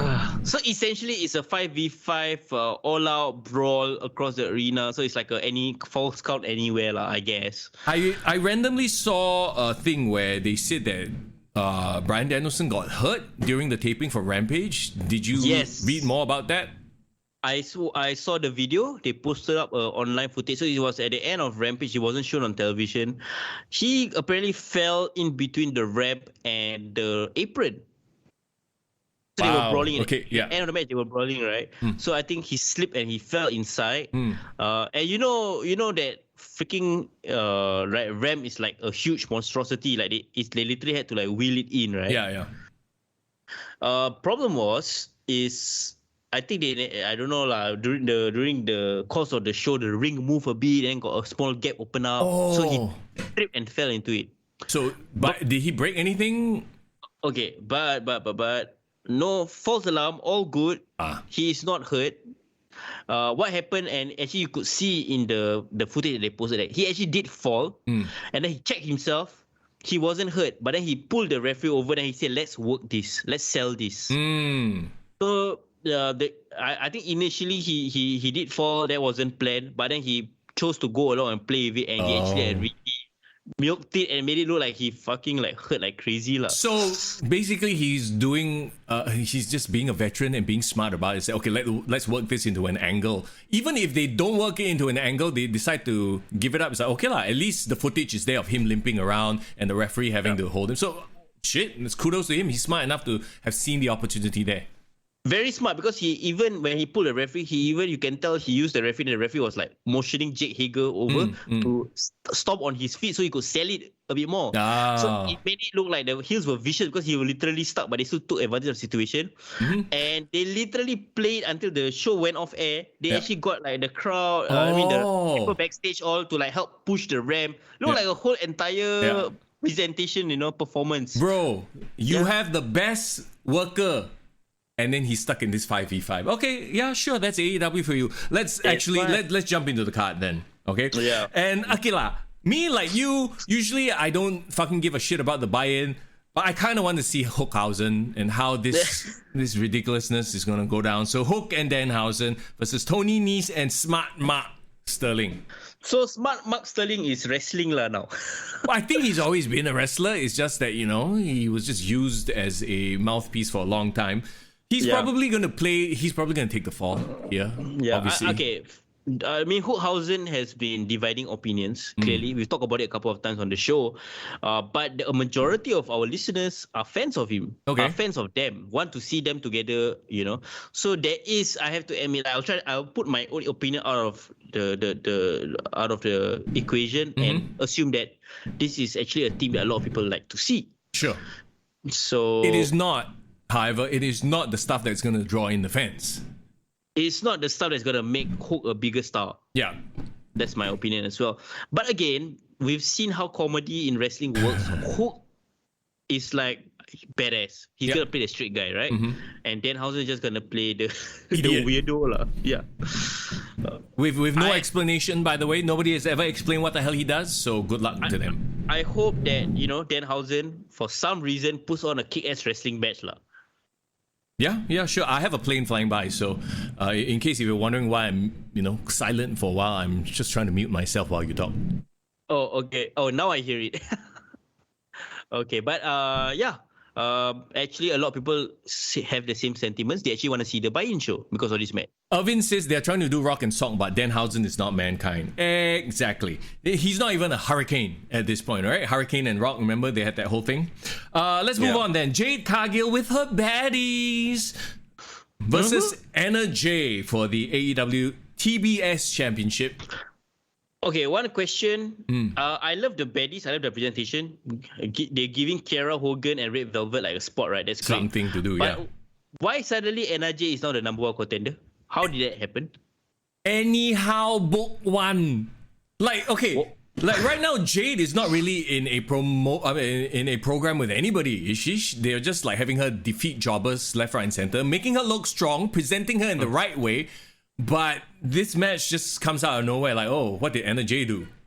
Yeah, exactly. And they have this big problem with the TBS title because they book Jade Cargill to be such a big star, but they just completely ignore everyone. So unless this storyline happened on a dark or elevation, nobody knows how this happened. Yeah, you can't expect us to know, right? And have we seen Anna Jay recently, actually, on the main TV shows? No, ever since Ty Conti became a heel and started cozying up with Sammy Guevara, he just left a bestie there to not do anything. Yeah, it's like, okay, I have a better promotion, better program, I leave you, you bye-bye. I guess they did split up Ty Conti and Anna Jay. But then, okay, going back to what the hell are they doing with Sammy Guevara, they're forcing him as a face. Yeah, it's have you noticed?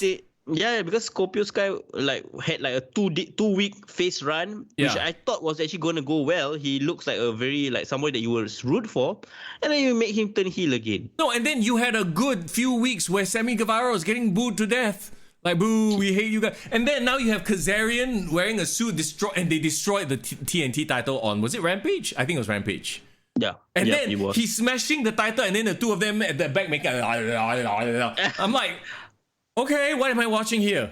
How is that a face thing to do? Yeah, exactly. So they're trying. It's almost as if they are trying to force them as like, oh, this is cool. This is what faces do. It's like, I don't know if this is going to work. Well, the crowd will be the judge of that, I suppose. But anyway, going back to what we were talking about, Jade versus Anna Jay. Jade wins convincingly. This is just a match to have a match. Is it? Yeah, as far as I'm concerned. Yeah. No storyline here. My only thing that I'm a bit sad is they had 2-3 months since Revolution to like build up Jade Cargill and her opponent. Yeah. But no, they just like give her random matches and just push random opponents. So a bit disappointing in that sense. Yeah. The men's Owen Hart Cup tournament final, the Owen, as it were. Yes. So it's okay. We'll find out who it's going to be on Dynamite, lah. But is it going to be Kyle O'Reilly or Samoa Joe versus Adam Cole? I mean, it's quite obvious who's going to be, right? Yeah. So Adam Cole defeated Jeff Hardy on this past week's Dynamite. Way to shit on the return of Jeff Hardy. Like, as if they weren't shit on enough. And then, all of a sudden, he does this singles thing.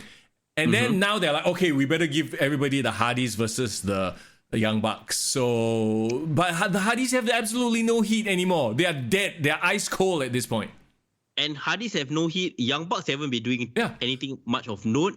What could have been a hot feud? Like the Hardys reform and then they start feuding immediately with the Young Bucks. Don't even have to wrestle, cut promos and then them leading to this match because the history is there already. You don't even have to do much. No, they have to go and jump off scaffoldings, fight with Butcher and the Blade, do solo matches, making themselves look tired and old, which they are. You know, unfortunately, Father Time catches up to everybody. But they could have milked it for all it was worth just to lead up to this payoff match. Yeah. If they had saved their first ever Hardy Boys match for this event, 2 months of them not doing shit. Like, even if they want to have a match, right? Let Matt Hardy do the match. Jeff Hardy don't do anything. But even because Matt, we've seen Matt. Even Matt also looks like everything hurts. I feel bad when I watch the Hardys now. It's like, oh, these two poor thing. Yeah, I don't know. Like, clearly they are gonna have a match. But back to the Kyle, Owen Hart Cup. Do you think they're gonna do a Carl versus Adam Cole but in AEW, or are you gonna make it Samoa Joe? No, it's gonna be Samoa Joe versus Adam Cole. They'll try. Why? There'll be shenanigans. You got your face versus heel match, and I don't think Kyle has done enough recently to suddenly become like, oh, I'm gonna challenge Adam Cole. You know what I mean? Like, if they wanted to do it, there would have been some kind of dissension going in. My problem is, right, if you make Samoa Joe the winner and face Adam Cole in the finals, I think you're giving away the results already. Okay, why? Because clearly Adam Cole as the first ever Owen Hart Cup winner makes more sense than Samoa Joe. No offense to Samoa Joe. Samoa Joe is a veteran at this point. Yep. He doesn't need it. He has no connection to the Owen Hart family. I don't know. It just feels such a weird thing to give it to him. But Adam Cole can do a lot. You can run with him as the winner, and he can use it to actually challenge for titles in the future. Like he's still like at that main event, even though he's not really that hot as well. But he's still at that main event position. Yeah. I think that if Samoa Joe wins, it doesn't make as much sense. So you're saying Kyle O'Reilly should face Adam Cole? To me, if Kyle O'Reilly faces Adam Cole, then the winner is a bit more unclear. Right, but okay, to me it doesn't make any sense because they've had history on NXT, but you know that's not canon here, right? And there has been no signs of dissension unless they really want to play it off at the last minute and just have the two teammates fight. And then what? They can break them up. Kyle O'Reilly as a main challenger against Adam Cole, I don't think that works. There has been no sort of push for Kyle O'Reilly to become his own man here. So I don't think that's going to happen. It's very easy to... Like this whole tournament is quite easy to call. In that Samoa Joe is going to face Adam Cole. Samoa Joe is going to lose because of Satnam Singh and Jay Lethal. Thus leading to Samoa Joe versus Jay Lethal because he has a program there. So yeah, you're right. It's very obvious to book, and I think this is the obvious route they're going. I do not see Kyle O'Reilly moving on. I tell you, bro, you can bet that, right? Lock it in, right? It will happen exactly the way you booked it. Yeah, unless they really want to sue up, but I highly doubt it. Yeah, but even if that happens, like I'm not against it. It's just that I had higher hopes. Like in my opinion, the Owen Hart Cup has been a bit underwhelming. Yep. But again, like so far, everything in AEW has been underwhelming in the last couple of weeks. So you can only have one CM Punk and one MJF. And do you know why? You know why? Why? I think Tony Khan is too distracted. I think he's more focused on Forbidden Door than Double or Nothing, in my opinion. Well, I mean, he's a mark. He's doing mark booking, you know, and there's more to this than just being a mark. Like, I could never do it. You could never do it because it's not something that we've done. And it shows right now. Only the people who have been in the positions, who have booked themselves or have been around the business for a long time, they are thriving because they know how to book themselves. Everyone, the new guys, the new girls, they are looking to Tony Khan to book them, and this is what's happening. And the people who don't really like, you know, Jeff and Matt, they even in their WWE history, they've always been just the soldiers. They won't rise up and say, no, this is my storyline, that is my storyline. You know what? That kind of thing. Yeah, I was like, whoa. Settle down, bro. Are you gonna attack somebody? What's going on? No. I was just trying to see the like. But anyway, the point I wanted to make was, you're right. I will use a football analogy since some of our listeners are football fans as well. If you are the owner of a club, you're the Roman Abramovich, right?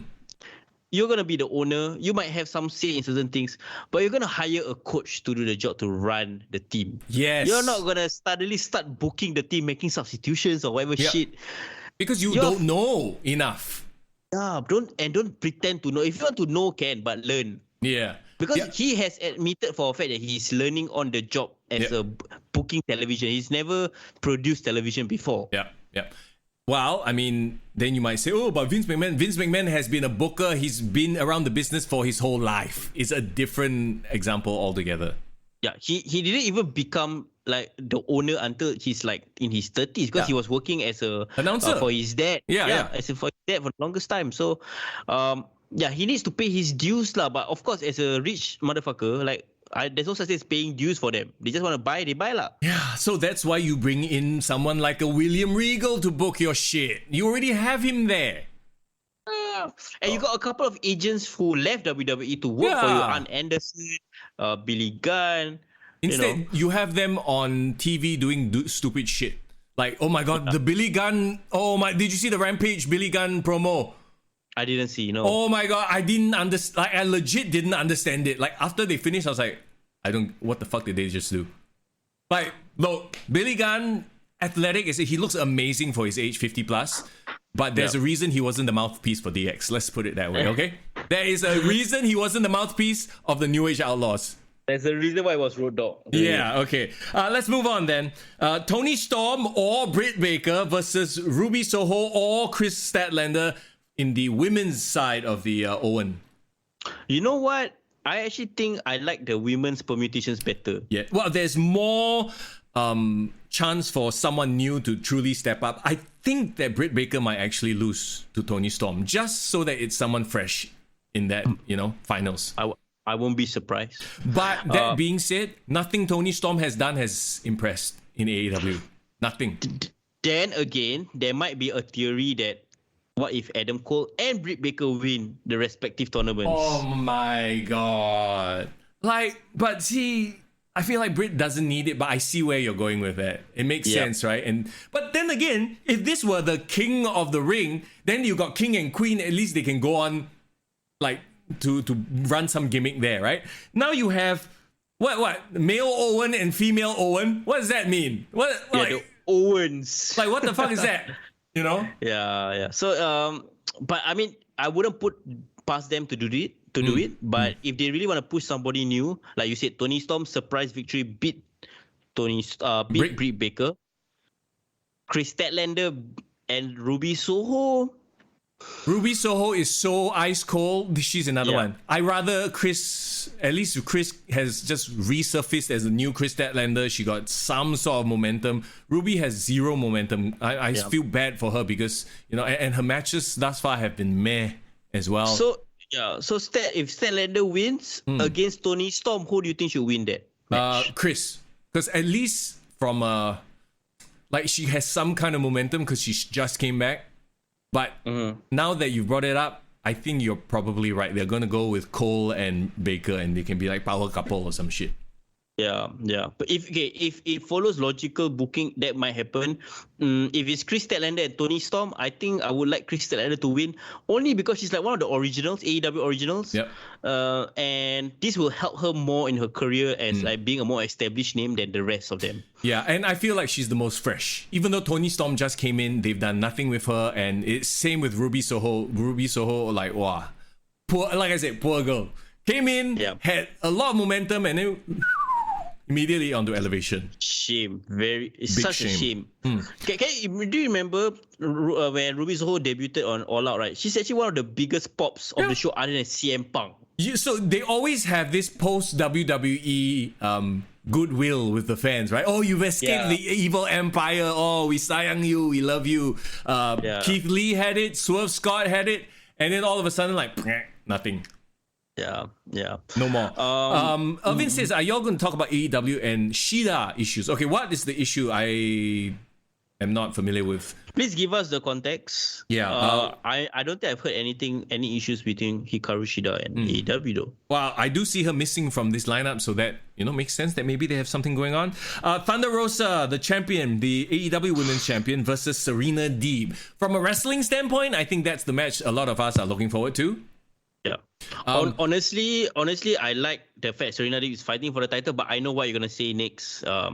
What? Booking for the show wise, promos wise, leading up to this match. Like Serena, okay, like some people are like, what the hell was Serena Deeb's promo about? Like she called out everybody and their mother, friggin', except for JR. You know what? I actually like that promo, I did. She called out Dustin Rhodes because they did the promo package where they're like, oh, I think to get predictions, right? And it fits with everything. Like she sounds like somebody who watches the product, watches her own show, which makes sense, right? Like she gave props to JR because JR always sticks up for Serena Deeb. It makes sense. Who did she scold? She scolded Dustin Rhodes. I think she scolded either Excalibur or Tony Schiavone. She scolded Tony Schiavone. Because Tony is always saying, oh, what a horrible heel she is. It makes sense. Yeah.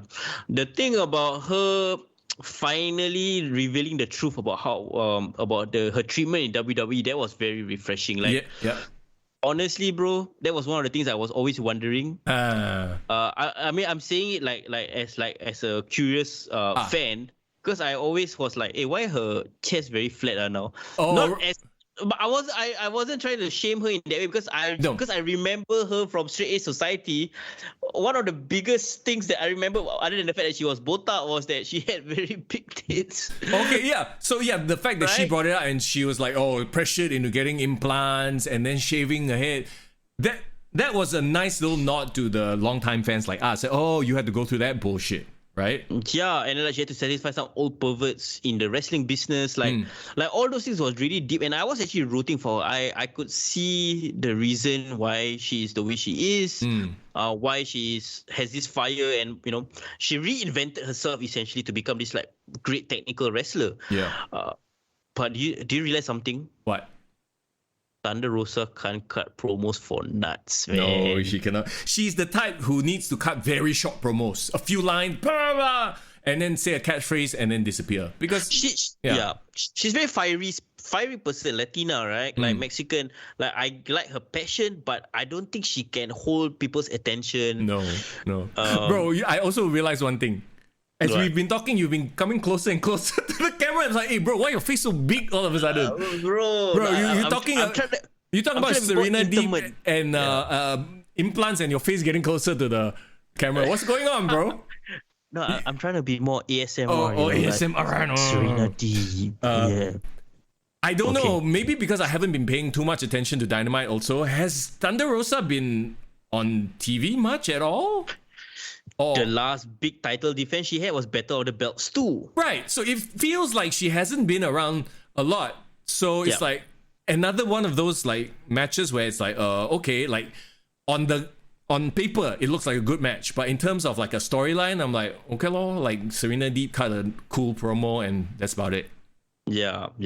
Not really a fan of the matchup. Like to be honest, after Thunder Rosa beat Britt Baker, like that was her high point. She's suffering from the Adam Page situation, bro. Yeah, they don't know how to carry her momentum over with the next competitor and stuff like that. Yeah. Well, honestly, I would be rooting for Serena Deep. Oh, okay, interesting. Actually, you know what? Me too. I think because Serena Deep has that deep history that we as longtime fans know and understand, so it's interesting. Irvin has shed some light on the Hikaru Shida situation. They removed Shida from the tournament due to injury, but Shida said she was not injured on Twitter. Ooh, you know what I feel like this might be? And this is me making shit up, so don't go and say, oh, Mister Young say one. I feel like this is a Big Swole situation where they're like suddenly not talking to each other. Or not Big Swole, Chavo Guerrero. Oh, is it? I feel like, don't you think that Tony Khan has that sort of relationship? Like he's too busy with his new toys and he ignore his old toy, and then like doesn't have anything for her, so they just came up with an excuse. Oh yeah, she's injured. But actually, if they had a chat, maybe she could have been inserted into the tournament or something like that. You know the problem with nice guys? They finished last. No, this is nothing to do with relationships. I think the problem with nice guys, they don't like conflict. They try the best they can to avoid conflict or hard conversations. So probably like he doesn't know how to book her, or he got nothing for her, and then he's like, okay lah, I just keep quiet lah, I just carry on my own things. But that's even worse. It makes the relationship sour and it festers, as opposed to like ripping off the band-aid and cleaning it. Okay, we don't have anything for you now, let's work on something down the line. Well, it's undisputed fact that Hikaru Shida is like their best like Joshi star that they have. Wait, hold on. Didn't she also have something to complain about before this as well? I can't remember, but I feel like there was an issue. The last time she had a big matchup was with Serena Deep, but she lost that street fight. Yeah. No, and then there was this whole thing where she went back to Japan and then she came back, and I forget what it was. Somebody jogged my memory, but anyway, she's not on the card. Let's not dwell too much on her. But again, there's other things on the show that it's of a bigger, more importance right now. So this might be a title match. You talk about being of importance, but honestly, all three teams are kind of cold, except for one. Jurassic Express with Christian Cage. Okay, remember when Christian Cage came back and he was like outworked everybody? Yeah, what work has he done? Okay, to be fair, his 2021 was pretty good. He actually won titles on all three promotions. And then after that, he's been relegated to a manager who barely shows up. All right, cool. Okay. So you got Jurassic Express versus Team Taz versus Keith Lee and Swerve Strickland. I mean, on paper, it's, I guess it's an exciting match, but really... This one is more of like, okay lah, all three got nothing to do, put them together. Right. Yeah. I can name a couple more tag teams that I would rather see fighting for the title. FTR. Yes, number one. That's the number one team. Like, why is FTR not fighting for the tag team titles? Right. The biggest tag team that they have right now, the most momentum, the most crowd support. Exactly. And that's about it, which is quite scary. Actually, don't they have a match on Dynamite? Actually, cool. FTR? Yeah, didn't they? They got challenged. I saw the promo on Rampage. Oh, is it FTR versus? Oh, best friends for ROH title. Yeah. So yeah, they're in the running for every title except for the AEW Championship because they hate them apparently. Does FTR have a match for Double or Nothing though? That's the question. I don't think so. Which is like, what the hell, right? Yeah. So anyway, you got that triple threat three-way. I think it's time for Team Taz because Keith Lee and Swerve, I'm sorry, they are cold as ice right now and not in a good way. They are still new and it was very unlikely that they became a tag team in the first place. Yeah, but what are they even? Like, what, they're just friends? We just both came in together so we become friends. Like, you know what I mean? There's no real explanation as to why all of a sudden they're best friends. But as an objective viewer of the show, I really like their finisher though. Their tag team finisher is pretty dope. Okay. Do you see it? What, is the one where he jumps off Keith Lee's chest or what? No, so like Keith Lee holds the guy up in a power bomb. Then he from the top rope jumps and give him a flying double stomp on the chest. Oh, okay. Yeah, I mean, but it's just one cool move. Yeah. There's literally nothing else exciting about that. Every time they cut a promo or they have a match, my attention goes away already. They are very bland to me, very bland. Yeah. And of course, you know how I feel about Jungle Boy and Luchasaurus. They need to drop the titles, bro. Yeah. At least give it to Team Taz. They have momentum. They have potential. More than anything, they have potential. Ricky Starks and Powerhouse Hobbs. Yeah, I love. I think was it Ricky Starks that cut a promo this past week on Dynamite. Yeah. I can't remember what he said. I remember it was very funny. And then somebody they make fun of him. Swerve said that he looked like a toothbrush. Yeah. Or like a toothpaste. Yeah. But I like them. They entertain me. Mm-hmm. Okay, let's move on then. The big Anarchy in the Arena match. Anarchy. Yes. I was distracted because suddenly I saw like some naughty link on our. It's some stream. bot. Yeah, please nobody click that. Okay, that's a bot. I will go in and delete that, but I don't have my YouTube page open. Okay, cool. The JAS versus Eddie Kingston, Santana and Ortiz, and the BCC. Yeah. So. The Eddie Kingston connection is probably why the BCC is involved with Moxley. Yep. But that requires you to be a wrestling fan who really knows the history of the product. Because to me, they just randomly got together. Yeah. Jericho tried to play off that, because Bryan Danielson and what's his face and Eddie Kingston had a thing. Yeah. Had a feud going on for a while. So he tried to play that off as well. And they have, in fact, tried to play it off like they were shoving each other at the end of Dynamite and all that. So, okay, I get that. I see it. I mean, do we really want the best wrestler that they have right now in a big, clusterfuck of a street fight or a hardcore match? I guess once in a while, sure, you can have to. Where is Wheeler Yuta in this? Is he not in this match? Yeah, so if you don't follow, Wheeler Yuta is actually taking a month away from AEW because he's in Japan right now wrestling in their Best of Super Junior tournament, bro. Oh, okay, so you give him this massive push and then he's gone. Yep. brilliant booking. That's just brilliant booking right there. Oh, all right, Yuta, we're gonna give you the biggest push. You're gonna go to the wire with John Moxley. You're gonna bleed all over television. You're gonna be the newest member of the Blackpool Combat Club, and then gone. Well, I mean, and that says it all, doesn't it? That's AEW for you, bro. I don't know, but Tony Khan, that is, being he, needs to not be such a nice guy and let him go everywhere.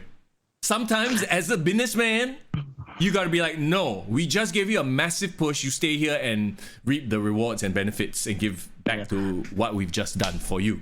But Wheeler Yuta cannot be in this match, bro. Why? Later becomes 6 versus 5. One extra person. Somebody else can drop out loud for crying out loud. No, it's already... yeah. Santana, Ortiz, Eddie Kingston, they are a trio. Cannot let them go, right? Moxley and Brian Lesnar will bring the star power. Also cannot let them go. Let go Wheeler Yuta lah. I'm fine. Okay, fine. This is gonna be a big mess all over the arena. It'll be fun. Yeah. It'll be sports entertaining.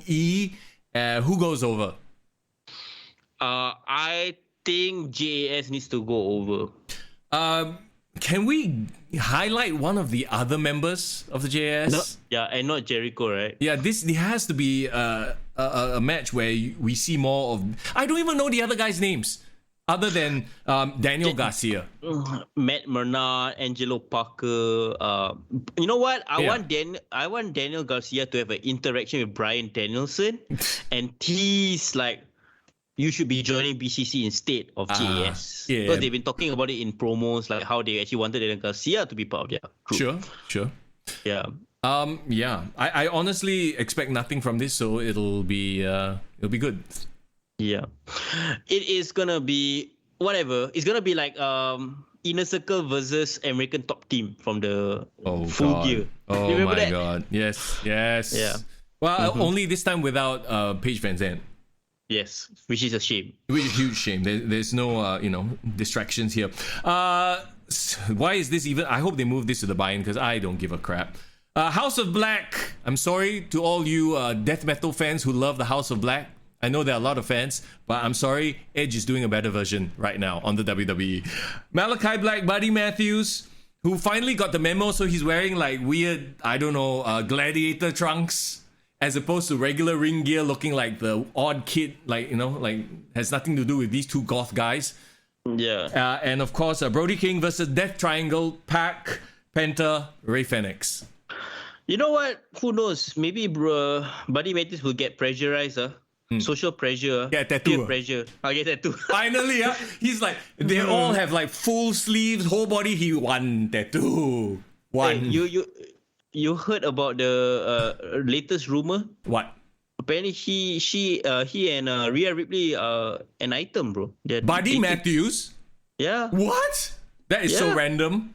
Google lah. No, apparently they're gym buddies at first. Oh. And then both of them got the Australian connection, bro. And then they bond over shrimp on the barbie and all that kind of stuff. Yes, I mean Buddy Matthews like her blondes lah. Wait, hold on. I just remembered one thing. This has totally nothing to do with what we were talking about, but we had a new a former WWE star that made it to Rampage. Made his debut on Rampage versus Sean Spears. Oh, yes. I know who you're talking about. Formerly known as Killian Dane. Shows up like badass. Like, he looks badass, right? And then he jobs to Sean Spears. I was like, oh my God, poor guy. He doesn't look the same. Like, did he shave or something? He shaved his... I can't remember if his head or his mustache. But yeah, I think he just shaved his head so he looked like a new Albert. I heard his name is like a big something, Mo. I forgot his name. It was so not memorable. And then he jobbed to the chairman, who's the jobber. Now I'm like, oh dear, no. Jobber of jobbers, Big Demo. I don't know what that means, but I don't the care, poor guy. Like anyway, sorry. We were talking about like foreign wrestlers, and that popped in my head. Okay, back to this. Okay. This is gonna be. This could have the potential to be like a lot of really high-flying, crazy-ass stunts. But it can also have the potential to be a botchamania, like, you will see a lot of clips of this on Botchamania, and somebody's going to fucking get injured. Okay, my issue with this entire card is there's too many tag team matches. It's like they want to satisfy every single tag team storyline, which is great in the sense that AEW has so many tag teams that they can have multiple tag team storylines compared to WWE. Yeah. But my problem is a lot of those storylines doesn't need the payoff on this pay-per-view. Oh, yeah, exactly, because a lot of these tag team storylines are on Dark. Yeah, like House of Black versus the Death Triangle honestly can be a like a main event of Dynamite. Yeah. Oh, this could be in the buy-in, because I swear if this were the main event of the buy-in, people would be like, "Whoa, shit! There's a lot of action," But storyline-wise, this doesn't deserve a spot on the main card. Bro, but that happened in the previous Revolution. Remember, the buy-in was this match: House of Black versus Death Triangle. Oh, so they're running it back, lah. Yeah, they're running it back. But the thing is, Park was Park part of this show now? Yes. We never know. Well, by next week they might have changed this. Oh, it's Penta and oh my god, Ray Phoenix and like Serpentico. Yeah, it's so forgettable. But okay, it's gonna be a great match. Like all 6 can deliver in the ring. It's gonna be entertaining to watch. But it will be a car crash, sort of a high spot fest, and Botchamania is gonna have a field day with this one. Okay, let's move on then. The tag team match that with the proper build could have been an epic showdown. This could have been a WrestleMania match. Like the crowd going wild. We're talking about the Young Bucks versus the Hardys. Okay. I mean, we've talked about this to death. We can all agree that they completely botched the Hardys' return, right? Yeah. Them wrestling matches on Dark, doing stupid shit, jumping off ledges versus Butcher and the Blade, serving absolutely no purpose, because the Butcher and the Blade, are they any better for it? No. Did it hurt the Hardys? Because they have a very limited window of health left. Yes. Yeah. Like, you're putting them through all that shit for nothing. Meanwhile, people are taking swanton bombs directly on their chest. Such a shame. But you know what? Their last match that they had, 2017, I think it was in ROH.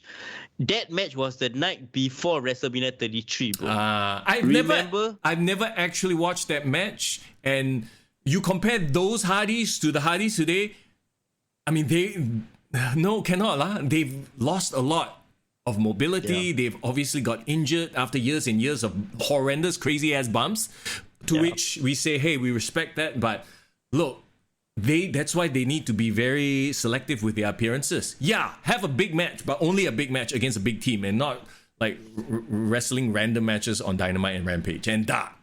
It's weird to say, but we're going to rely on the Young Bucks to carry this match, in a sense. And so it's going to be a spot fest. It's going to be an ugly spot fest where it looks like they're waiting for each other, because I don't think that the Hardys can hang with them in terms of speed and agility anymore. Yeah.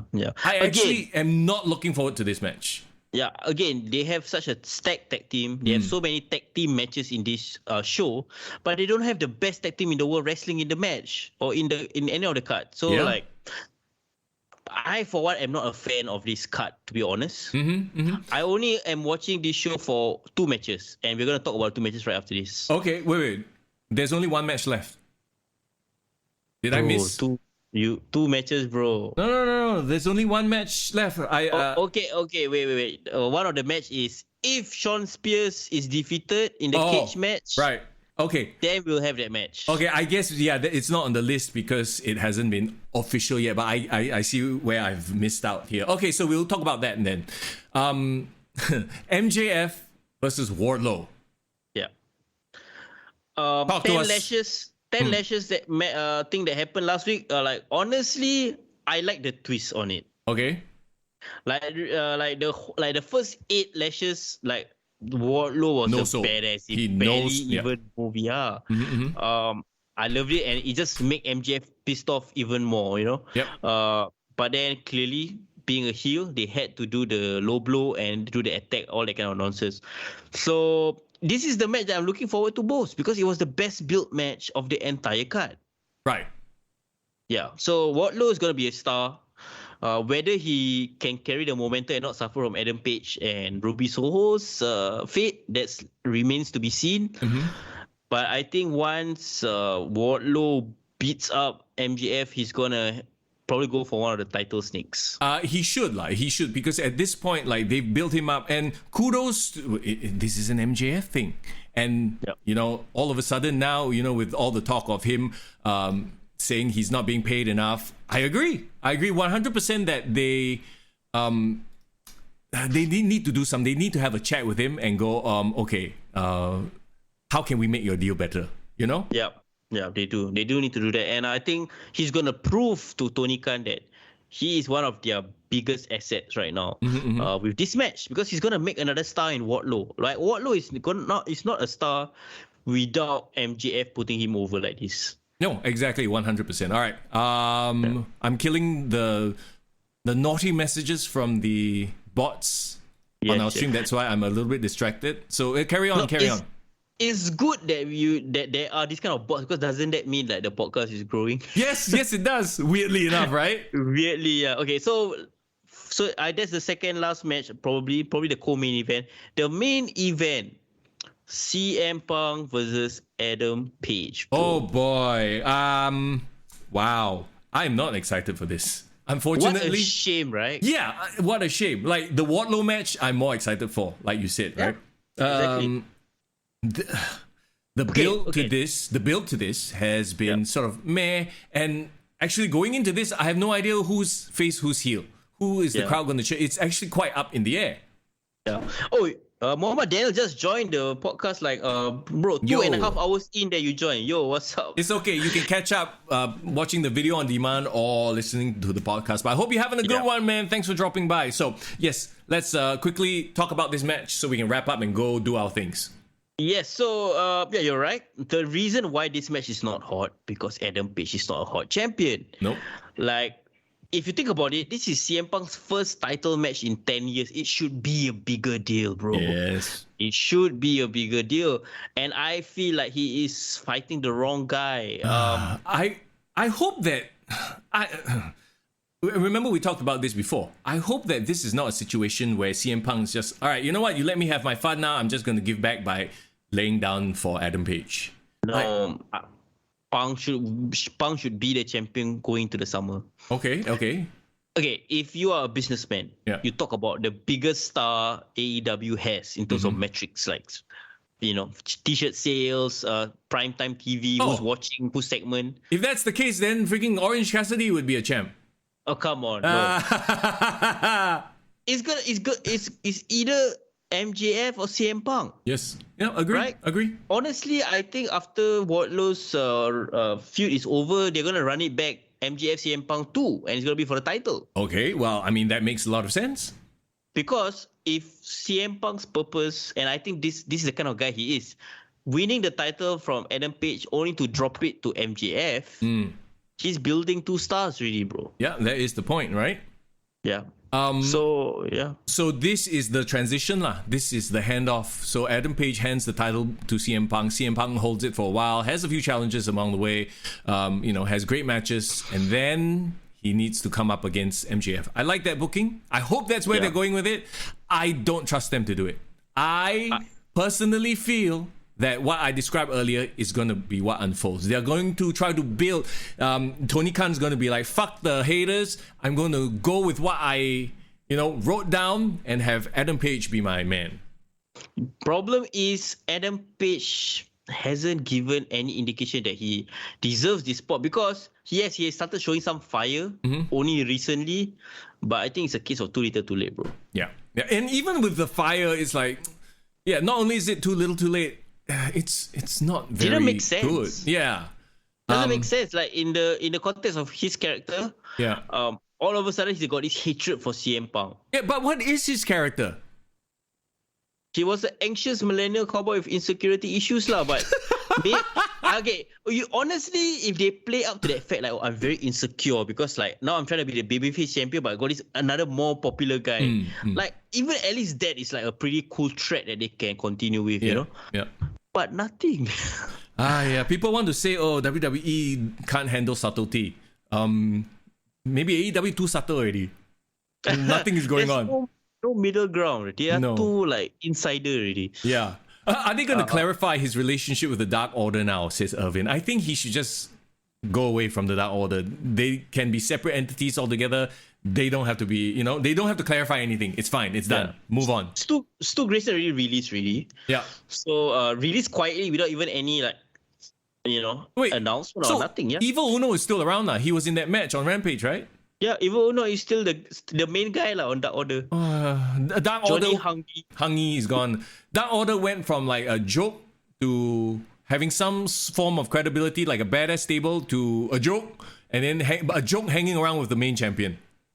And then Colt Cabana is out there doing Young Rock. Okay, yeah, well, less said about that, the better. So there you go. That's AEW Double or Nothing. Will we watch it? Of course we'll watch it. If anything, we'll watch it for the matches. They will always deliver. AEW still hasn't not made me buy their shows, their pay-per-view. Well, because they're still working on a pay-per-view model where you have to pay like $30-$40 just to watch the event. Whereas for the premium live events, it's like, okay, I already subscribed to Peacock or the WWE Network. They can put on a shit show, so it's like, it's just another show to them, honestly. No, but it's good because I feel like they are earning us to open up our pockets, to pay for that. Yes. So if nothing else, it is a stack card. Don't get me wrong. Yeah, the matches probably might deliver in the ring. Yeah. The only issue is in terms of heat, in terms of storyline, it's like it could have been done a lot better. Yeah, but I feel like maybe I give chance because I feel like the company's entire attention is on the Forbidden Door. So I think once we get through Double or Nothing, they have 1 month only to promote Forbidden Door, so they're gonna go all out. So we shall see lah. Yeah, it should be interesting. And how they promote it, like we haven't seen any invasions thus far. They have one guy, but he's from DDT, so it's like, okay, that has nothing to do with anything. Could there be surprise debuts or surprise appearances at Double or Nothing? I hope. I hope kick so. To kick off the storyline, like somebody screws somebody, Like, one time Okada appear at the end of the CM Punk match. Yeah, exactly. So we'll have to wait and see lah. Wait, I just thought of something, bro. If CM Punk becomes the champion, his first title defense might be a inter-promotional match in Forbidden Door. Oh, wow. Okay. That could be it. Punk versus Ospreay for me, bro. Oh, really? Okay, well, there you go.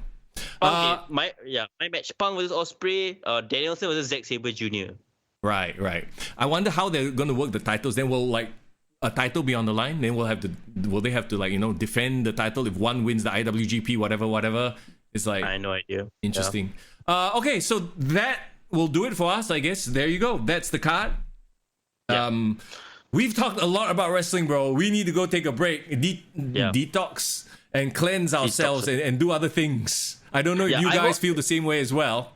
I need to actually get started to do my work. Okay, there's that. Yeah, I have a lot of shit to do as well. Yeah. So, as always, we thank you so much for hanging out, especially on a Monday afternoon. If you miss any of it, don't worry. You can always watch this video on demand on YouTube or listen to the podcast on Spotify or Apple Podcasts, wherever you get your podcast from. If you haven't already, do us a favor, all right? Hit that like button. It really helps us. Helps with the algorithm and all that shit, And come say hi to us in our Discord. You just go into the description, find the link, and that's where we chat more about wrestling. And if you want to support our podcast, you love what we do, you want to keep it going, please feel free to pledge on our Patreon. Any amount from any of the tiers, we'll be happy to accept any of them. Absolutely. Whatever you're comfortable with. Get your name on the ticker, as it were, right there. I feel like I'm pointing at my crotch, but anyway. Yeah. You can see Patreon shoutouts, no, not your crotch, Mister Young, but yes, The Shadow, Div Royalty, Christian, thanks for all the help, you guys, and all the support. Yes, please consider pledging to our Patreon. Absolutely. Okay, it's been fun. We will catch you again next week. Probably not on Monday. Actually, no, 100% not on Monday. I'm working on Monday. Army Open House. Let's go. If you're heading down to the F1 Pit building, please come and say hi to me, okay? But not while I'm on stage. Okay. But yes, please come and say hi to me. So we'll probably do the review as well as our SPW Homecoming review next Tuesday. And it will give us one day to digest the whole, Double or Nothing. As well, we can get to catch Raw. So that way we'll be live right after Raw. So that'll be great. There you go. Okay, as always, it's Mister Young. And it's for in the building. Have a great week. Oh, yeah. Kick to the gut. I like it.